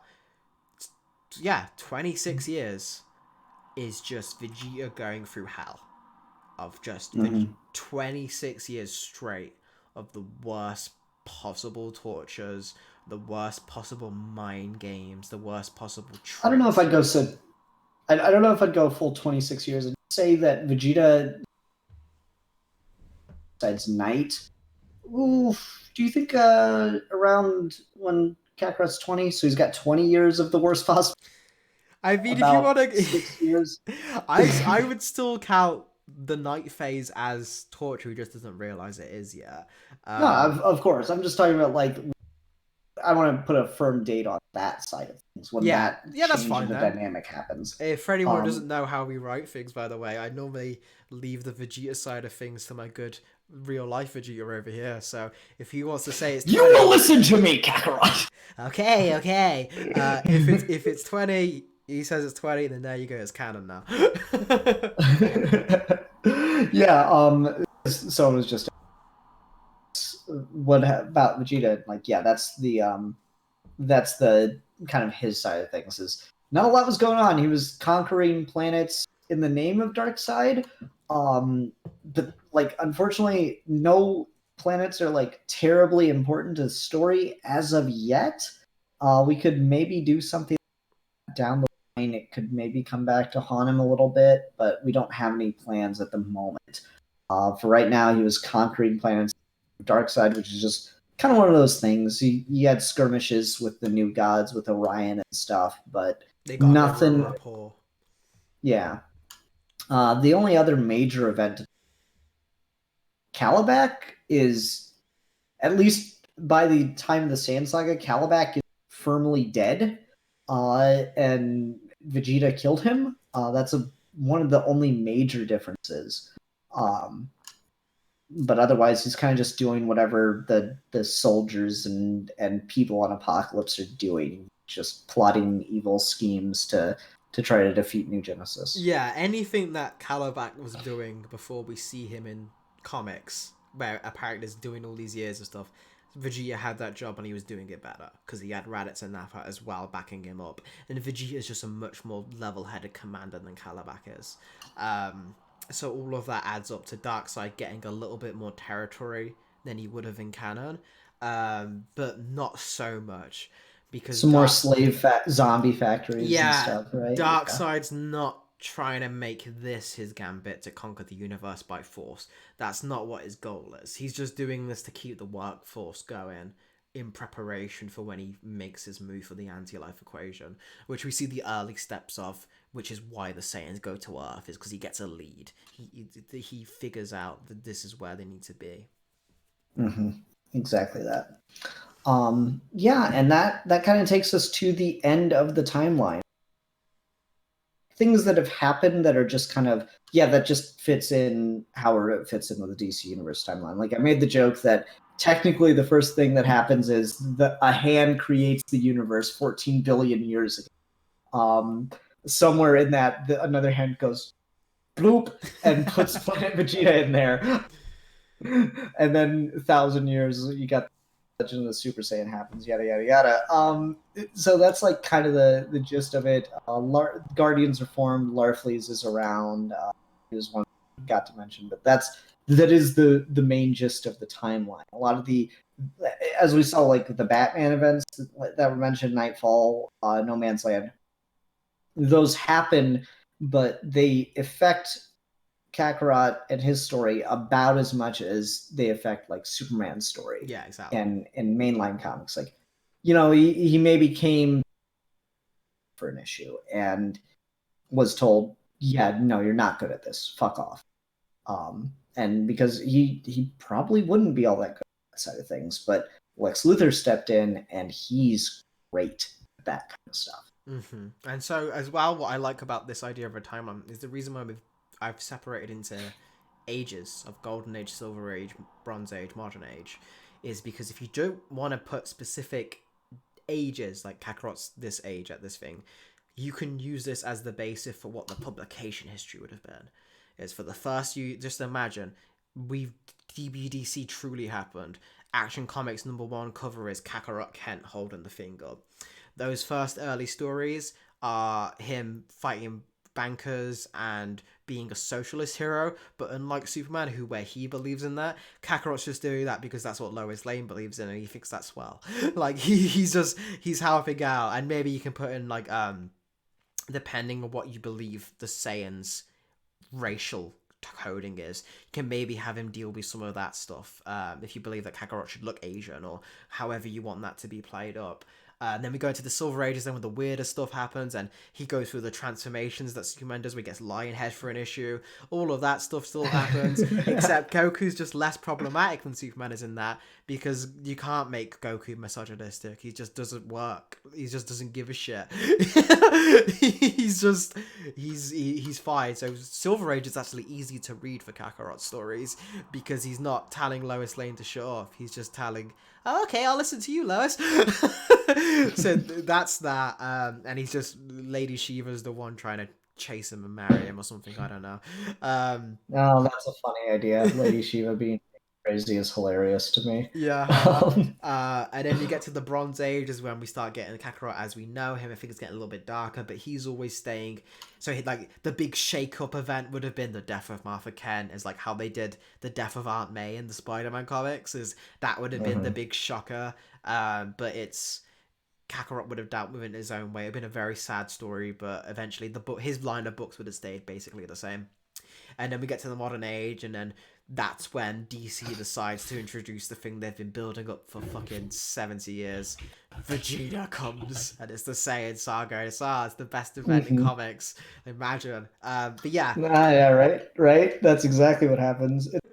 Yeah, the same. Actually, I guess this is worth talking about, because you got Death of Superman that happened right around the same time, or not right around the same time, but Death of Superman happened because of things like I'm sorry. Remind me of this thought about the Death of Superman, because I do want to go back to it. But Titan Premethus donated, so I want to make sure we hit up before I forget. Would Goku have encountered either the Spectre and/or the Phantom Stranger during Crisis? Yeah, possibly. We don't really, unfortunately, that's just one of really have much of a story for that. But that's, if it happened in Crisis, if it's something that's happened to Superman, then probably, but we don't necessarily have anything planned out for that action, right? But anyway, I want to talk about this. So, like, the Death of Superman thing happened in the comics, and then shortly after that, as part of the Fallout, you had the Emerald Twilight, Emerald Dawn storyline.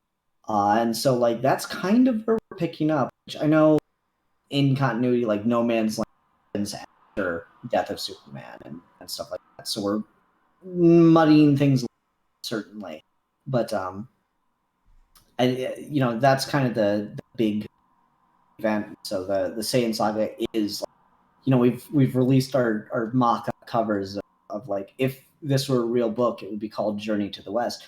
That's like the issue of Journey to the West that sells like 1 billion copies when Vegeta shows. It's like a black cover with this symbol bloody, and it's just the issue that ends with Kakarot Kent and Hal Jordan getting killed by Raditz, and that's the Doomsday equivalent, and they probably play it up like, oh my god, they killed him off, and they don't show the Themyscira stuff like we did in the video. They just keep that a secret, and then that's him in the rejuvenation chamber coming out in the black suit, which is what we reference. Is that is our Death of Superman, but for Kakarot.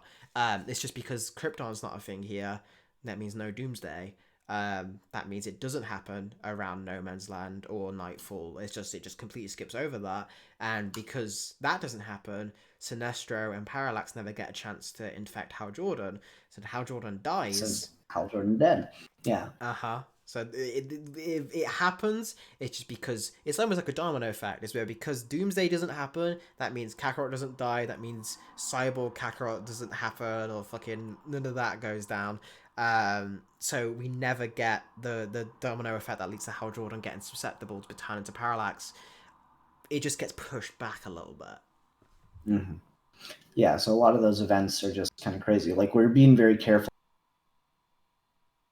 Indigo Tribe is retconned into already existing by already tenure as Green Lantern. It just, he never encountered it, right? So, like, they're already, and Larfleeze is right. So he's already, so we can use them, but, like, Atrocitus isn't. The Red Lanterns are created after Hal Jordan is back ring slinging for a couple of years, and stuff like that. So it's just, those are really important details. You mentioned the bloody and stuff. The variant cover is Vegeta, Nappa, and Raditz like arriving at Coast City, and it's like, so they're walking town. They got the sign, "Welcome to Coast City, population 6 million." That's just so good. And then it's like on the cover, it's like the 6 million's like crossed out, and it's like 5. Yeah, so shit like that like is kind of what's going on. So we're taking reference from these major events to start with, because I think we needed that, like, in that grounding. We're building to more and more stuff as we go. It's part of the fun as well, of like you guys wanting to know the history, and I thought this would be a fun live stream is just actually getting to talk about Kakarot in specific DC history, because we are going to, again, with the Saiyan Saga, we get to have the advantage of not just having Kakarot in DC, but like, okay, how would the DC heroes react to the Saiyan Saga? How would that be different than how the Z Fighters did? And then the Entity Saga is kind of like a mix of Namek, but that is it in terms of, we've probably said this so many times, that is it in terms of referential stories as like the basis of things. We just did those because we think those are the ones that were most interesting to talk about. I know a lot of fans are like, wow, what if Frieza showed up? Or what if, is this building to your version of Cell? Is this going to, when's Majin Buu? I hate to break it, it's not happening. It's when Broly. When Broly. Well, you got Broly. We've got Broly, so you can't say I don't give you anything. But all of that stuff is really cool, and I love it in Dragon Ball. But we feel like those stories would end up just being, okay, now Batman's gonna be this fucking Tien, this person gonna be Piccolo. Like, it's going to be characters filling those roles, whereas it's not telling a story; it's just swapping out characters. Now we've got our background set up, and we've had the fun of telling Saiyan Saga, but in DC, we can now do original stories, and all our timeline from now on, as you can tell from the Entity Saga, we killed a lot of the main heroes in a different order than how they do normally. Is our timeline isn't going to be anything else like the regular DC universe anymore. It's changed forever. The Saiyan Saga, if that happened in DC, would change things forever, because DC doesn't normally deal with death on that scale. That normally it's just like a couple of heroes die, and not a lot of civilians. Saiyan Saga and Dragon Ball, because they get Dragon Balls, they like to be quite free with death. Those two worlds don't necessarily mix, so we'll see where it goes from here, not just for the Entity Saga finale, but we've got a lot more planned, and none of it has been done in DC before. There'll be references for sure, but none of it's been done in Dragon Ball before. So this timeline from 26, right? Yeah? Onwards for Kakarot and the rest of his co, it's going to be like nothing you've seen before. It's going to be wholly original. It'll be our timeline. Yep. That was very much the intent. Well, I think that does it for the stream. Say so, sir. Yes, that's pretty much it. Unless there's anything in the chat we need to go over. No. Just a couple like things being thrown down. Carlos says, "I don't like this timeline." Well, I'm sorry. We tried our best. Yeah, I don't know. What can you do? I'm most people seem 69 people watching Hey. at the height of this. So it was, very much thank you guys for coming out. We've done a couple of streams before, but I think this is the only one that might make its way into the DBDC playlist proper. Because this is kind of lore. Yeah. Plus, Ultraman says, "Hit the like." Hey. Indeed. Yeah. Thanks for stopping by. That's so cool. Indeed. Please do hit the like button. Please do share the videos around, subscribe, yada yada. What are the other sellout things I'm supposed to say? Go to Geeky Gentleman right now and listen to our podcast if you enjoyed us actually talking the shit for about an hour and a half and more, baby. So there you go. If you like this just without our beautiful faces, go over to that channel, subscribe to Ian Sid Part 2, and you'll have more content on a regular basis while we do the DBDC videos and more on this channel. They're kind of like twins at this point because two different audiences, right? So be sure to go check that out. That's the extra plug you should have done. There we go. Yeah, go subscribe. No, I mean, and we get a couple other friends on and talk shit about just different comics and whatnot. That's fun to do. So please do go check those out too if you just want more relaxed, kind of turn on the background content. And we're working on other stuff for you here. It came up at one point in the thing. Most people weren't asking, when's the next DBDC? That is going to be next week. And it's going to be a big one. I'm very excited about that. I'm so sorry to keep people waiting. I'm not going to make excuses. I'm just going to say it's just my fault. And don't worry, it's going to get better. And then hopefully, definitely, for the rest of this year, you're going to see a lot more frequent uploads. And it's going to be great. This is going to be a big year for this channel. Last year, like kind of the last 6 months of when we were building this up, it was me learning the craft. It was just learning how our dynamic as writers work. Now we're raring to go. We've got so much good content. I just it's bursting at the seams with it. I just want to tell you all now, but you must wait. Yeah. I think the other news I want to is we've got 3 out of 4 of the episodes for the next saga already written down, scripted. Almost fully. We'd probably go back and just one more time and see if we want to change any tiny details. But that was one thing that, all right, Entity Saga will script out to and then write to. And so instead we're deciding to, even though we've had a pretty solid outline, we're deciding to work out a full script before we even start production on the next. So we're really excited about that. Yeah, that's about it. Thank you all for joining. Thank you all for commenting. Thank you all for your super chats. Thank you all for liking. And we will see you next time. That's about it. See you guys.